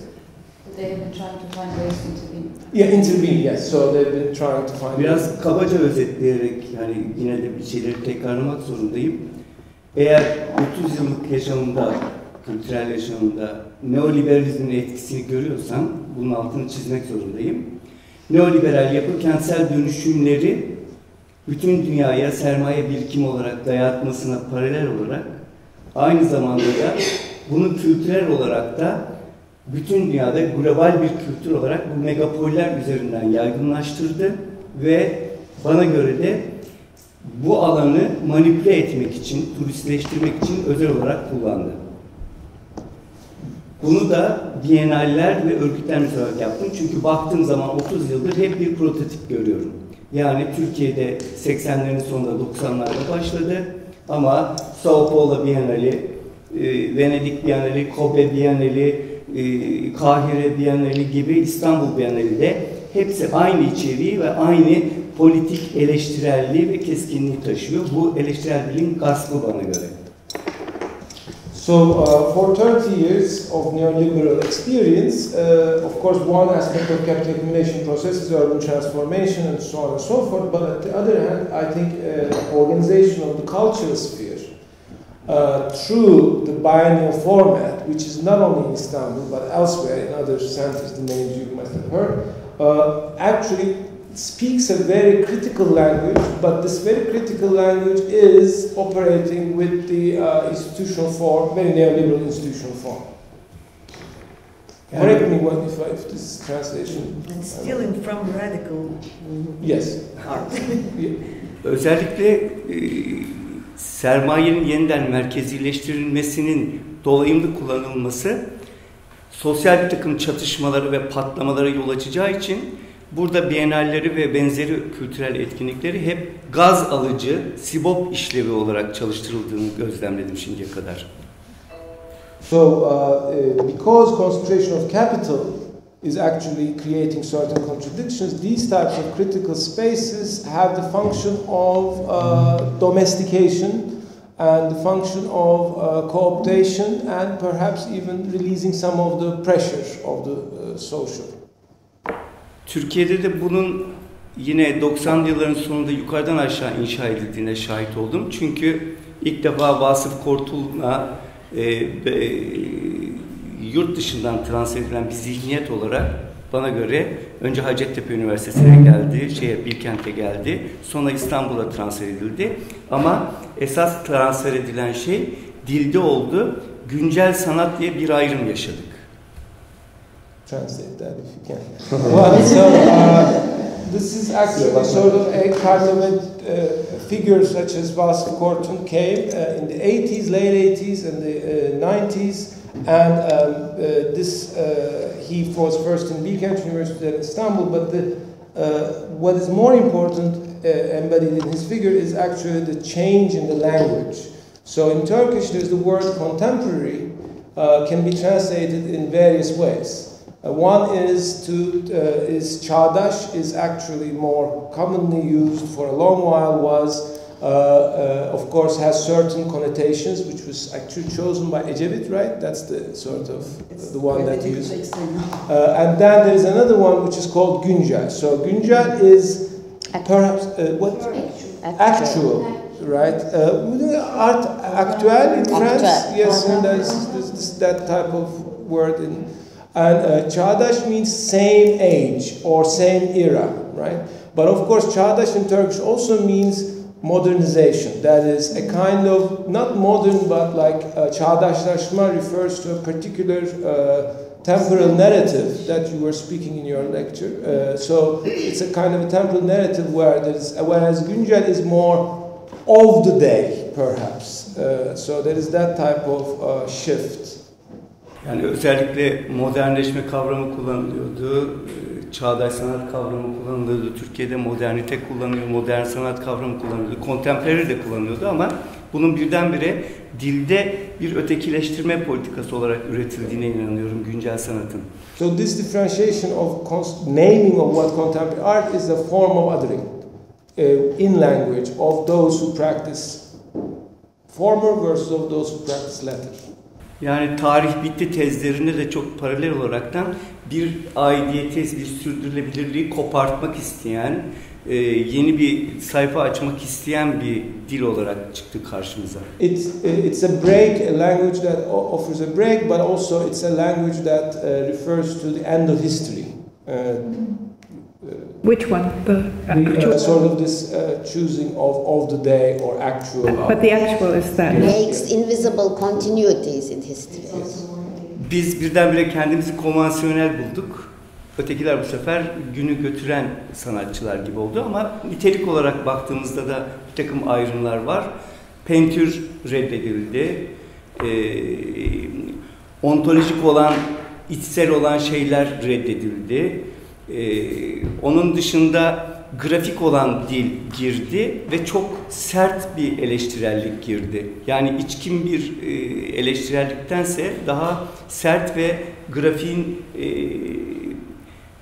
reflektif imgelerini taşıyan bir dil kullanılır oldu. Bu çağın teknolojisine de uygundu. Çünkü Photoshop'un kes yapıştır şeyiyle bir sürü pratikten uzak, sanatın pratiğinden uzak bir sürü insan da bunu üretebilir hale geldi. So with the break, of course, there's the break from figurative art, break from ontological reflections, and a more sort of immediate, more graphic language kind of entered in. Bu bir şekilde demokratik bir şey olarak da algılanabiliyordu. Fakat aynı zamanda çokluğun getirdiği bir şeyleşmeyi, bir nicelliği de aynı zamanda taşıyordu. So this could be understood as something democratic, but also çokluk, multitude. Do you mean? Yani herkesin kullanabildiği anlamında söyleyebiliyorum. Pluralism. A certain pluralism. This actually sort of meant a certain pluralism because of the usage of media such as Photoshops and sort of it kind of the arts language has changed. But that pluralism is a thingification. That's right. Siyasi olarak da şöyle bir gerçeklik yaşadık. Sanatın siyasetleşmesi olaraktan da gündelik hayatta siyaset her alanda siyasetin aktörlerine yasaklandı. Yani bizde 80 darbesinin tabii bunda rolü çok büyük. Politik aktörler, sendikalar, öğrenci dernekleri, dernekler bunlar siyaset yapamaz oldular. Fakat bunun dışında sanatın içerisinde sokaktaki yasaklanan her şey özgürce kullanılabilir oldu. So while the all sort of political actors were banned from the political sphere, public sphere, such as the unions, organizations, and so on, this type of political language suddenly had space in art, but also ghettoized in art, right? Buna Ezgi ile Begüm sahte katarsis de dedi, kurtarılmış alan diye de konuşabiliyoruz. Ben de biraz Hyde Park dili olaraktan yaklaşıyorum. Okay, so Begüm and Ezgi used fake or pseudo catharsis from Bakhtin, perhaps, no? And then you use Hyde Park as a metaphor to understand what was the third one, the sort of liberated zones, right? Sort of. Şimdi de bu Biennale'de yaşadığımız 2010 Kültür Başkenti projesinde de yaşadığım sistem esasında radikal dili sürekli içine almak istiyor. Bu arada 5 dakika daha şey yapalım çünkü yarım saat kalacak sonra. Kısa. Bu yüzden de mesela bu Biennale'de de Fulya Erdemci bizim mekanımızı kullanmak istedi. Daha doğrusu Karşı'nın markasını kullanmak istedi. Fakat anlaşmamız mümkün değildi. Çünkü zaten Gezi'den sonra da hele böyle bir şey iyice imkansızdı. Ama aynı şeyi biz 2010'da da İKSV'den yaşadık. İşte Beyoğlu ve çevresinde bir takım eleştirel anlamda sanat etkinliklerini uygulayabilir misiniz diye bir toplantıya o zaman da davet edilmiştik. Fakat bütün bunların hakikaten sahteliğini yine o dönemde bir kentsel dönüşüm üzerine soylulaşma diye bir panel yapmıştık. So we were actually invited by the biennial this year, but we rejected it, the Counter Art Center. And also this happened in previous years as well. In reaction to that, they did organized a panel, for instance, not gentrify, sort of resist gentrification. But not this year, before. Before, yes, in 2000. Özellikle ihtiyaçlarından bunu ihtiyaç olarak duyduklarını bildiğimizden konuşuyorum. Ve Serkan'ın da daha önce Burak'ın da işini düşündüğümde bu tür doğruyu söyleyen dilleri bir şemsiye altında toplama taktikleri bana göre küresel, global bir karakter. Yani aynı şeyi Post Express'in çağrıldığı etkinlikte de yaşadık, Biennale etkinliğinde de yaşadık. Yine Brecht'in kullanıldığı, dil olarak kullanıldığı etkinliklerde de yaşadık. Sürekli olarak büyük markanın şemsiyenin altına doğruyu söyleyen bir takım şeyleri, imajları, imgeleri ve sözleri toplamaya çalışıyorlar. So there is an appropriation of those who say the right things, such as Serkan or Burak and his collaborators, under a brand. So sort of it's an appropriation of. Buradan Gezi'ye geçeyim. Gezi'de de şöyle bir benzer şeyi duyumsadım ben. Gezi'nin bütün ilk çıkışındaki yapı bana göre yine çokluğun diliydi ve çokluğun daha çok arzu temelli bir isyan. So Gezi is actually a language of the multitude and a language that is based on desire. Bunu küresel başka isyanlarda da yaşadık paralel olarak. Fakat bana göre gerekçesi de nedeni de bütün hiçbir siyasetin, hatta iktidarın da beklemediği bir şekilde patlamasının da temelinde yatan bence ortak yan bu arzu dediğimiz şeyin dünyada da onun öznesinin, arzu dediğimiz şeyin öznesinin giderekten artık sistem tarafından, hegemonya tarafından dışlanan özne olduğunu ve onun da yoksullaştırılma sürecine girdiğini görerek tespit ediyorum. So the subject of the desire is more and more the one that is excluded by the system. And in a way, why this Gezi Park was a surprise for the powers that be, precisely because it is one that is in the margin. So this sort of the subject of desire. I mean, he shifted on the topics to the Gezi. Güncel sanata benzerlikleri yine dil oyunlarındaki uzmanlık ki kamusal zeka dediğimiz yahut prekarya diye tanımladığımız yapının çok rahat ata oynatabildiği bir alan, uzmanlık alanı, üretim alanı. So they use the language games that are very much used by the creative laborers in the creative industries, precarious workers. So ve ironiyle beraber gelmesi bana göre yine varlık olarak bir sürü endişenin onlara da ait olmasını, yani yaşandığını gösteriyor. And they use irony, so they have the same language of contemporary art, but in a very, very kind of different way. Sadece şeyi ilave edeyim, bir grup olarak gittik, biz de orada yerinde çizerek, hani Paris Komünü'ndeki gibi yerinde çizerek bir çalışma yapalım diye başlattık. Ama böyle bir çalışma sanatçı arkadaş tarafından ancak arkadaşlar tarafından yani 1 yıl, 2 yıl sonra ortaya çıkabilecek bir süreç. Bir de böyle bir boyutu var yani. They also went to the park and actually wanted to paint in the park during the resistance. And that's a much slower process because of the painting takes time, and but they have that going as a group of collaborators, artist collaborators who are practicing. Rümeysa. Ezgi. I was I want to just mention to a direct effect of the Gezi in the artistical area. It's the first artistic squat in Istanbul. It's opened after Gezi, and it was generated from the park forums in the Asian part of the city. And I think it is the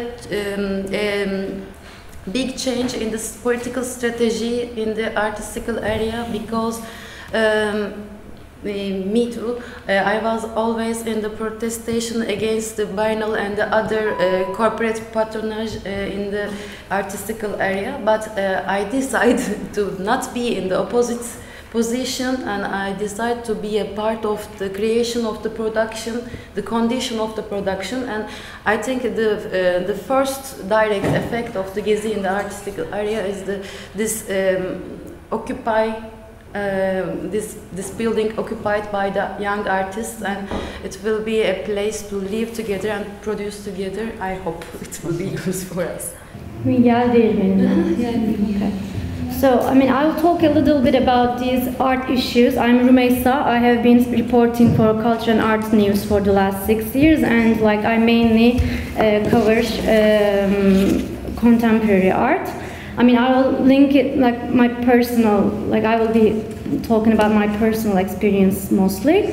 I graduated from Boğaziçi philosophy department, and it was like a very important academy for me, because I'm coming from a very religious background. So like my whole world changed. It was like starting all these like issues related to Kurdish issue, Armenian issue, women issue, animal rights and gay rights and this and that. But of course in 4 years you can move so much. And my second academy was contemporary art world. Maybe like I try to follow the world in general, but I think in countries like Turkey, like contemporary art world covers very fundamental and basic these very challenging issues. And I acknowledge this debate between the Karşı Sanat and all these like other art spaces funded by private sector.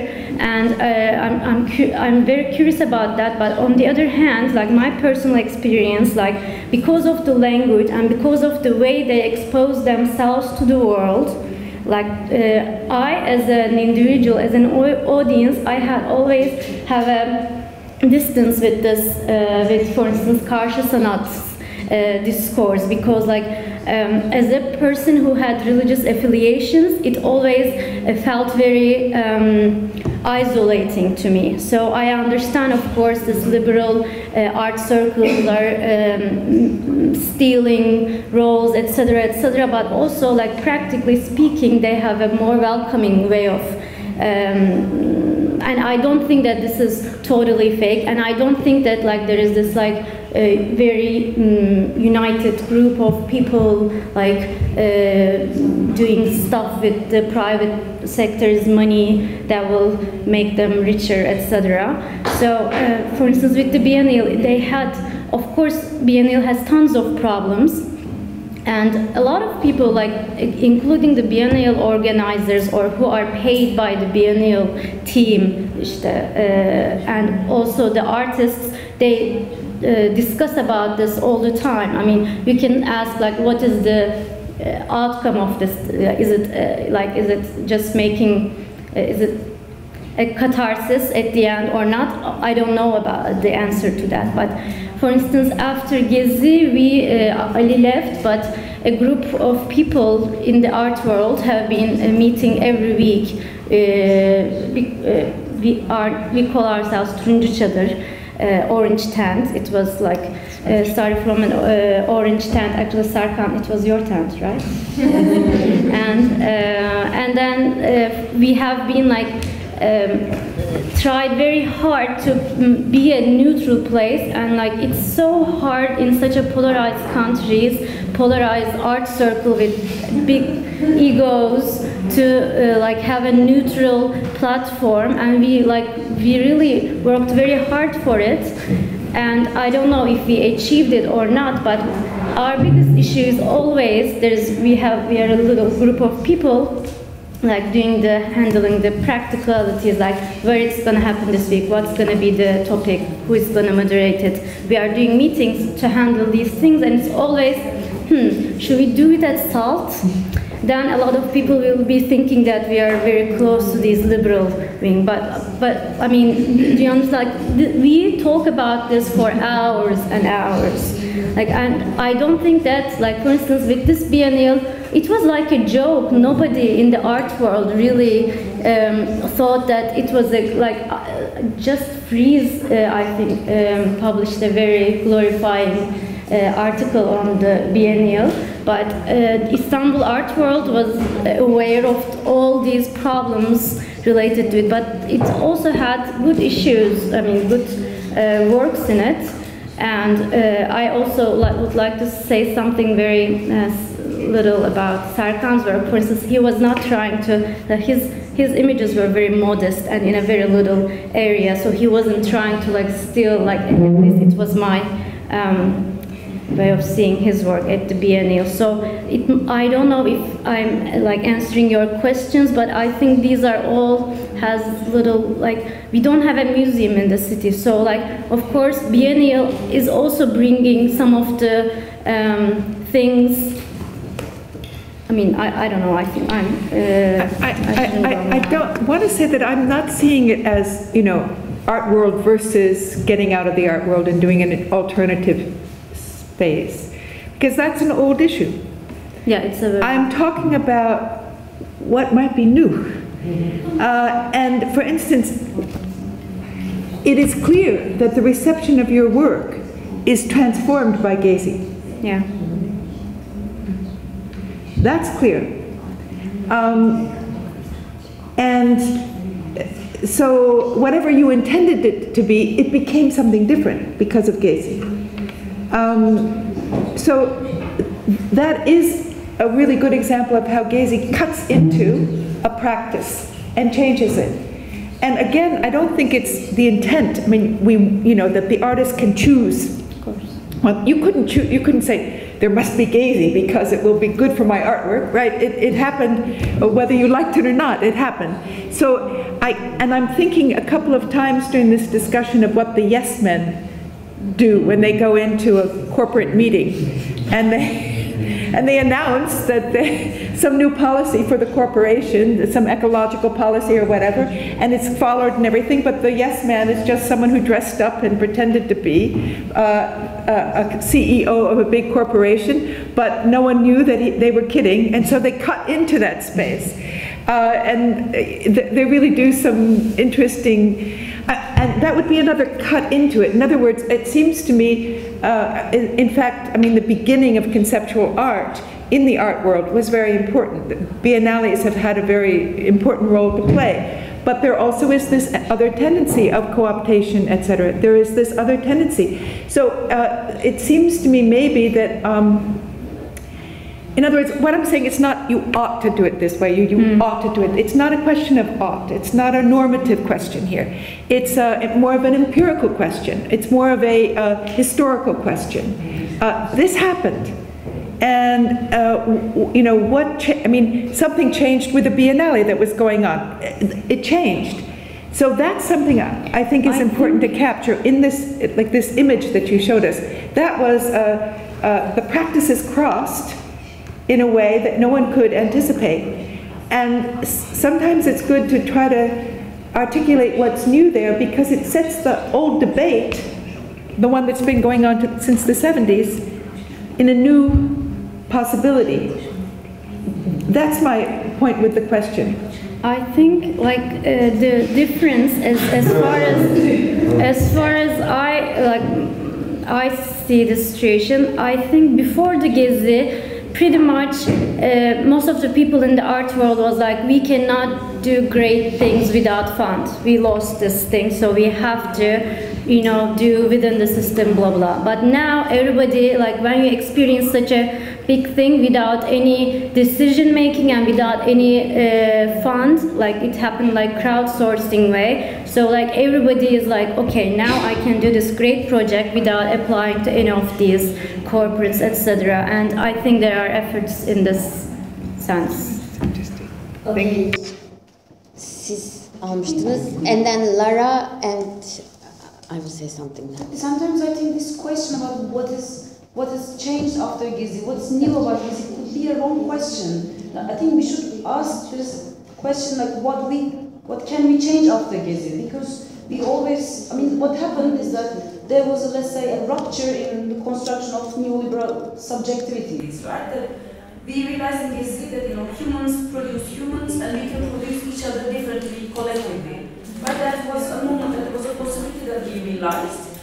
So now the question is like, how did I change? How the arts should change? Because it doesn't happen, you know, right, just like that. You need to reflect on that, and it's mostly about how you organize yourself. I mean, so we expect that immediate changes, like, you know, it's like asking question, who's going, like whether AKP will lose votes in the upcoming elections, that we want immediate outcomes, which is not the case at all. I mean, there was a rupture. I mean, something that you created somehow happened to you. You know? I mean, it's your own production that you are sort of like overcome with it. And now this is the moment of reflection and asking questions and asking the question, how are we going to organize ourselves collectively differently this time? Because that was a moment of madness, a moment of possibility opening in front of you, leaving you with a lot of questions rather than answers. So I mean, sometimes I think it's very brutal question to ask artists, like, okay, but now after Gezi, why are you in the Biennale? Answer, because you must have changed. And so it could be like, as an academic, if someone asks me, like, I would try and answer, but it's not a sort of immediate change that you, it's just the beginning, as the slogan goes. I want to think a very large people, not long, but large. In response to what's been talked about the 70s, the history, around 4 months before the Gezi Park event, after that, I had been working on a project at the scary SALT institution. I am part of the Precaria, I'm an independent researcher, but I worked with them on this project, and I have a couple of images of it. The project was based basically on a visual artists association that existed between 1975 and 1980, and within this time period, it changes within itself as well. This particular, so where we began is in May Day 1977, when the massacre happened. The Visual Artists Association was also planning to open on the very same day an exhibition that had works by many very famous artists, but also works that, you know, people had submitted because they didn't have a process of selection. The people we talked to actually said that the works they didn't really like very much, they would sort of curate at the back. So they had that kind of a dealing structure with that. But so we found these images in the archive of Ahmet Öktem, actually. Anyway, so there's 72 images found in 2 rolls, and we wanted to track down the works. And in doing so, we started asking questions, and the questions became sort of changed from, you know, whose works are these, to where were you on May Day? Yes. And so we sort of traced this history of the Artists Association and their linkages with the workers' movement. This exhibition you saw, she was one of the artists heavily involved with the Artists Association. And she would design and sometimes prepare some of the banners for the walks, for the protests, etc. What was interesting to me was how this spoke to what was going on today.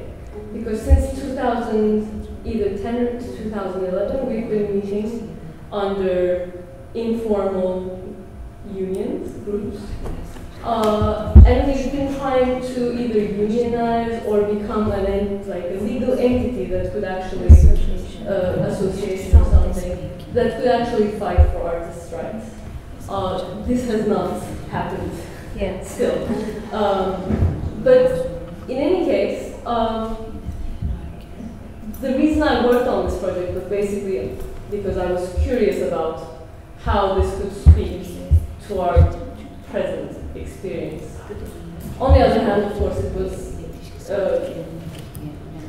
presented within the confines of SALT, and it was protested and spray painted by the protesters. And I read religiously your essays, your criticisms.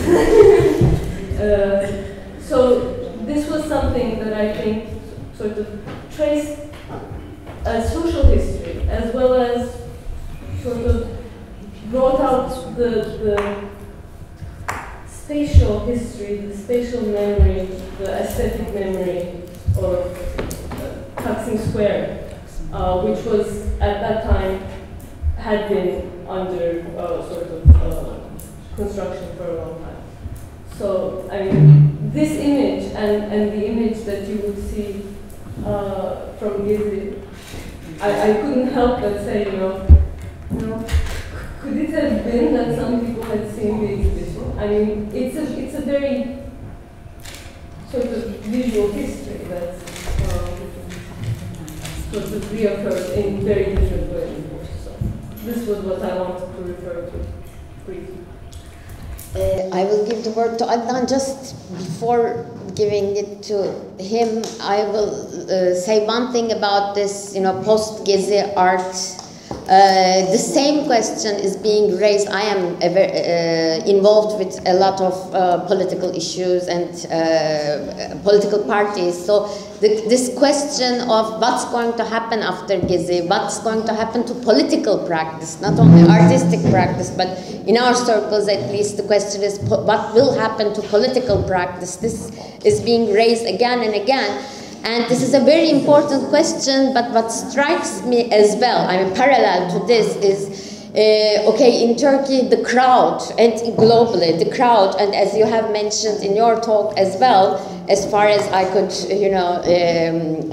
I could hear about it because I wasn't there, this privileging of the crowd as the actor of politics, as the subject of politics, at this point is really important, and it has a truth-bearing role to play, but on the other hand, with all the things that are privileged, it is marginalizing other kinds of political practices. And what strikes me with the images that Sertaç has shown, for example, is the emptiness of the places, that there are no crowds there, nobody to see, this becomes, for our Gezi eyes, it becomes boring at times. It becomes not so important. We are fetishizing the crowd again and again, which is a problem, I think, which needs also to be addressed. The question of what's going to happen to political practice after Gezi might sometimes be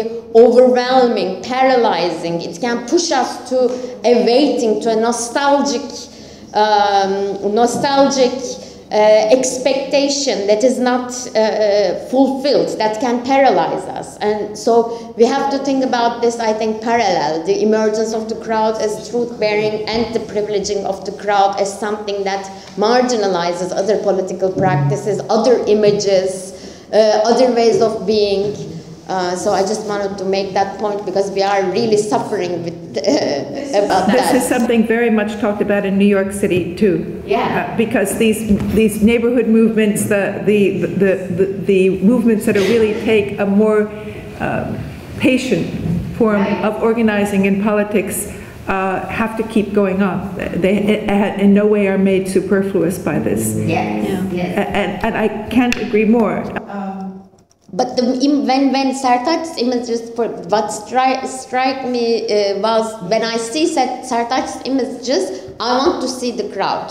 I mean, this is really when you ask whether the whether the reception of these images has changed, I don't think they have changed necessarily to the positive.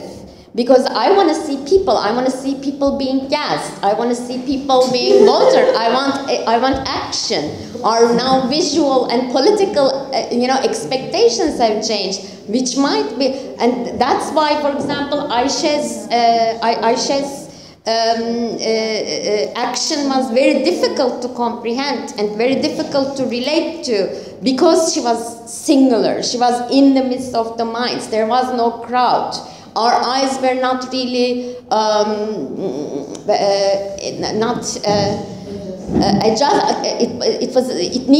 we needed some time to adjust to that new visual image. So I think we have to think of not only, Gezi, in my opinion, was not only a positive, did not only make positive effects. At least in the political, it moved us. But we are struggling with, if we cannot bring thousands of people to Taksim, it seems like our political practice has no effect whatsoever. You are, it's a legacy. Yeah, you are trying to bring the crowd, and how can you bring the crowd if you don't use commercialized slogans, if you don't use something effective? It is not being only, to the positive. I just wanted to interfere in that. Let me give Adnan, I have used the privilege of being the moderator. I'm sorry, I will give the word to Adnan now. First of all, I'm sorry for my bad English. I will try to tell my words. I hope Deniz and Yahya will help me. I'm here to represent Narphotos, a photo collective which is established in 2003. I will try to tell something about our experiences, about documenting the Gezi Park protests, and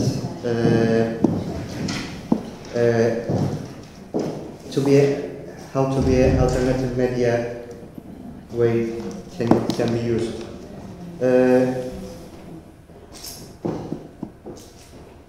I see the Gezi Park protest was like Taksim Square is a living room for Istanbul, people in Istanbul, and Gezi Park was a garden that we don't use. And then when the government intervenes. When the government intervenes, that we awaken up, and people start to protest something, and then something changed. But the most important change after Gezi Park, I think that because I'm not talking as an artist, I'm talking as a photojournalist. People's trust to mainstream media has broken, and when people need some image, because mainstream media uses the images to convince their words. The sentences, to justify the sentences, just sort of. And then from the usage of mainstream media,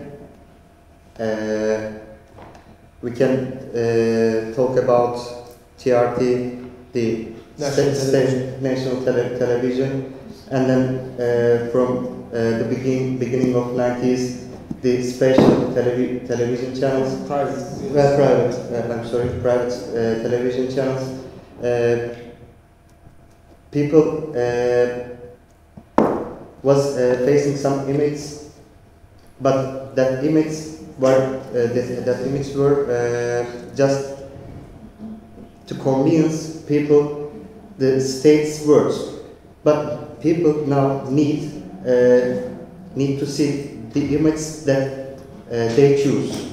So when we started to, as Narphotos, when we started to publish our photos, our images from social media, we had about 1,000 followers. And then now, from Gezi Park to today, now we have 12,000 followers, and so on. It goes on because people need to see something else what TV says. So now from Gezi Park, as I can see, because I'm trying to be a part of the demonstrations from Gezi Park, all of the demonstrations, but I can't because we are a collective and the other photographers are there. So when I have another thing to do, any other photographer can be there. But as I see the Gezi Park, from Gezi Park protests to today, so die down, fade out. Now fade out. I saw it and I convinced it yesterday, because yesterday was 6th of November. It was a very important day for university students. It was the anniversary of Higher Education Board, and I was disillusioned. Yes, I was disillusioned because I was expecting thousands of people. Yes, there were thousands of people, but 2,000 or 3,000 were there. So,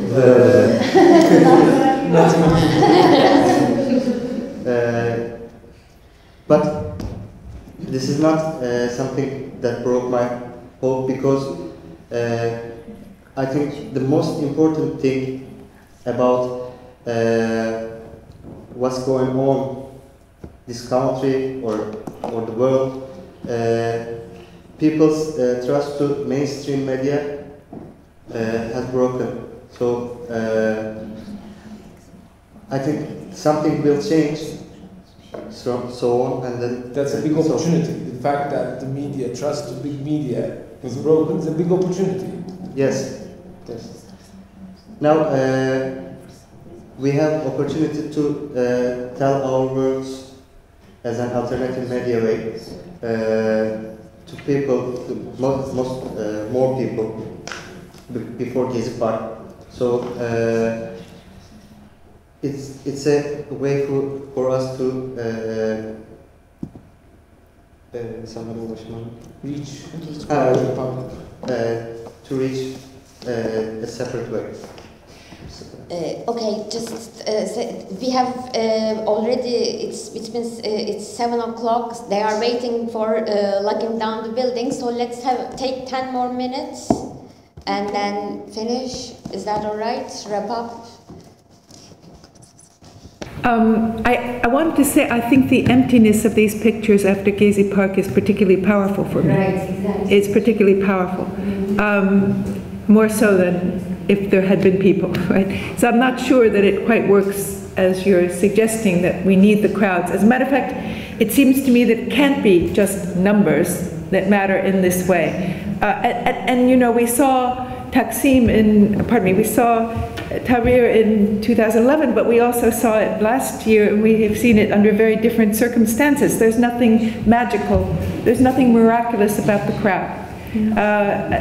Not at all. But it does seem to me, as also someone who is a veteran of earlier decades of political activism, that there is something new here and a new possibility, because if not, then it's the 70s all over again, or whatever, and or the 60s, or the Paris Commune, or we can go back and back and back.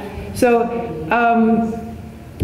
I guess my question is, in a certain sense, unfair, but let me just say, it's not totally unfair, because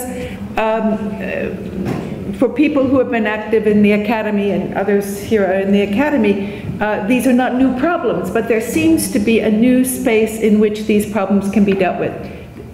For me, experientially, that seems to be the case.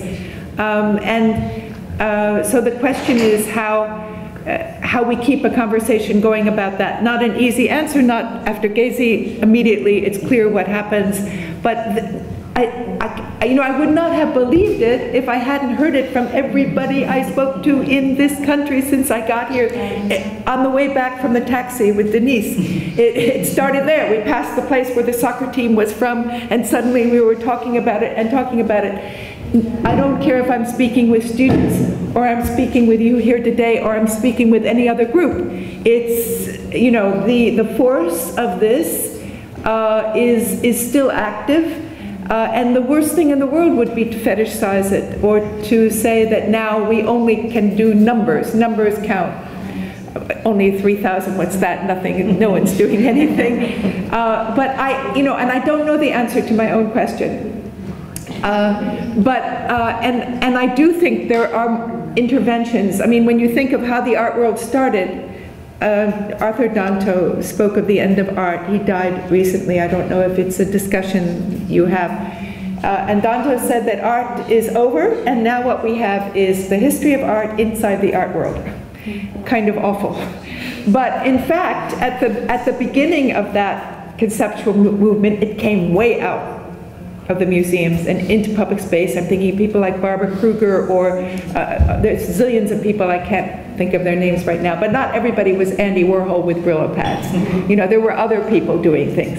And that impetus for creativity, not the answer to how should you create or where should you create even, but the impetus to creativity, it seems to me, is demonstrated in this room. So that's, to me, still very hopeful. I yield the floor. I'm not contesting that. Just these different dynamics going on, they need, each of them needs to be addressed. That's all I'm saying, because we are suffering in our political practice the post-Gezi nostalgia and post-Gezi melancholia. And is it there? Yeah, it's definitely there. It's very difficult to convince people to do things when, as I said, it's not like this explosion, as he just mentioned, when he was disappointed with the events concerning yesterday. That's something like in our meetings, if there is police violence that week, we have more people in the meetings. So when there is no police violence and there are less people, we are like your motivation goes down a little bit. You want numbers, like you said.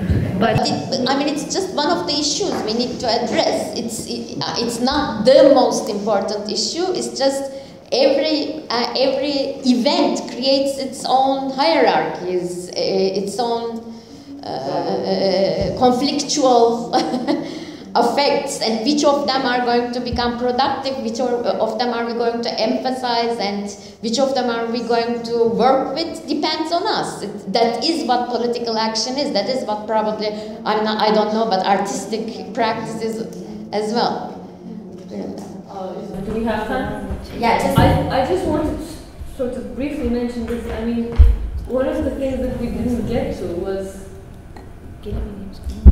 within the space of Gezi, there were many people and there were many identifications, but this togetherness also meant that there were antagonisms that were overcome in different ways. I think though I also find it to be a quick question, I'd like to try to answer that by saying that it may be an opportunity to sort of embrace antagonism and sort of be able to exist within that antagonism. Because, we keep talking about peace and we keep talking about sort of living together and all that sort of thing. And it seems there's always something that someone can put out there and it would divide everyone. I mean, there are degrees of divisions. So I think what was sort of important to me to come to the realization of Gezi was that antagonism is like an innate sort of force of existence, but it doesn't have to be destructive. And what I sort of was very disappointed about and sort of expected with the biennial was that it shied away from that antagonism, and that was perhaps the biggest mistake. By not appealing or not asking for those spaces that they planned on using, those public spaces, they shied away from this antagonism and actually buried it. So, I mean, I think that's a potential going forward. It was more of a potential then. So one very quick comment, this doesn't mean the curatedness is actually, when it's something, and maybe that's what it means, that the antagonism in a radical sense is not permitted. So maybe that's what was not in Gezi, that it wasn't created because radical antagonism was there, but negotiated laterally, right? As opposed to in a kind of a more manner. So, Kazım, do you want to maybe say a few comments, and then Feyyaz will say, and then we'll finish with your final words, okay? Tabii geç oldu aslında, ben de Türkçe konuşacağım, İngilizcem iyi değil. Kısa bir yönüyle ben de bakayım. Ben kendim sinemacıyım. Uzun yıllardır Kürt sineması üzerine çalışıyorum. Kendim Gezi'de de bulundum. Öncesinde aşk grevlerinde ve benzeri. Aynı zamanda aktivist bir yanım var. I'm a filmmaker and I worked on Kurdish films for many years, and I was participating in the hunger strikes, I was participating in Gezi, and I'm an activist. Yani bu tartışmalara ekleyeceğim şu olabilir. Gezi'nin yarattığı hem siyasette hem sanatta bence çok önemli bir penceresi, bir komedi imgesi bence yarattı. Yani aslında mesela şu fotoğrafların çoğuna baktığımızda bir gülümseme geliyor hepimizde. Bence bu gerçekten çok yeni bir şeydi ve bundan sonraki sanatta bu imgeleme devam ettirilebilirse çok ciddi bir değişim yaşanabilir aslında. Sense of humor is the most important thing in my opinion, in my estimation, that entered into the field. And even when we look at images like this, we have a little bit of, and this is what we need to actually perhaps think about in art in the coming. Yani bu siyasette de aslında bu değişime ihtiyaç vardı. Dolayısıyla ona da yol açacak bence. Hani bundan önceki bu tür politik reaksiyonlara baktığımızda yani ön plana çıkan fotoğraflar ya ciddi ya da trajedi olan şeylerdi. Ama burada komedi var ve dolayısıyla aslında siyasetin yeni dilinde de bu dil devam ettirilebilirse, bu üretilebilirse daha fazlası bence ciddi bir katkısı olur. So this is like also has to contaminate the language of politics. Prior to this we had either a tragedy or sort of a seriousness, but after Gezi there is a humor that entered into, and that's what is needed in the language of politics as well. Yani aslında Gezi bir anlamda Can Yücel'in bir şiiri gibi geliyor bana. So it's a kind of this is poetic license here, a Ginsbergian poem or Ferlinghetti type of poetry is like that. Like Can Yücel is a poet of that genre perhaps. Geç oldu, bu sadece bu pencereyi söylemek istedim. Teşekkür ediyoruz. Feyyaz. Ben 2 tane slide rica etmiştim tabii.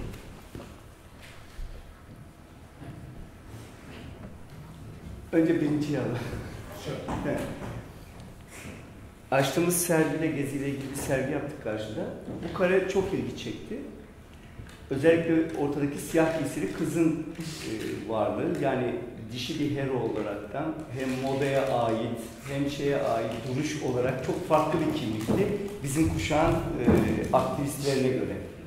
So this is an image that was in an exhibition after Gezi that they did in Counter Art exhibition space, and this image got attracted because of the female image in the middle of a very fashionable, very kind of a female hero that's sort of in the center of the image. Bu bir videodan alınma.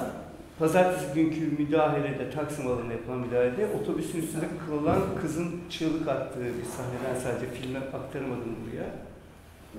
Benim sorum şu, Gezi'yi deminki o çokluklar olarak izlediğimizde, kalabalık olarak izlediğimizde, evet ironiyi konuştuğumuzda bir şeyleri hissedebiliyoruz sanat adına ama bu kızın videosunu izlediğinizde öyle bir acı var ki, öyle bir bağırma, yanma şeyi var ki ölüm riski de var, düşebilir her an oradan ve çok çaresiz.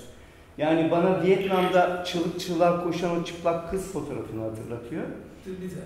Bunu kim açıklayacak? Sorum o. Yani bu acıyı hangi sanat nasıl dile getirir? So this is a snippet from a video footage which became viral where she's on the top of a bus alone and there is heavy gas bombardment and she's starting to shout, but she cannot really run away like everyone else because she's on top of a bus. And what she's saying is that in terms of this image, we have the multitude, we have the humor, etc. But this shout, the scream that we have in the image, reminds me the image of the Vietnamese girl during the bombings. And how can we explain this image in relationship to this multitude, this humor, and this sort of the pain in the image, right? Çünkü bu ortak. Roboski'nin de bana göre sesi, buranın da o anlamda sesi. Bunu es geçmiyoruz. It ties to Roboski as well as sort of here, like the same type of chemical attack, chemical bombing, right? A form of chemical sort of violence. So we have run out of time. Maybe you would like to say the final words. This has been great for us. I mean, for me at least. I hope for everyone. No, it's been great for me. I asked when I came here that I would get a chance to understand what's going on, and I could not have had a better introduction to the debates and the differences and the passion and the brilliance of the people working in creative ways here in Istanbul. So thank you.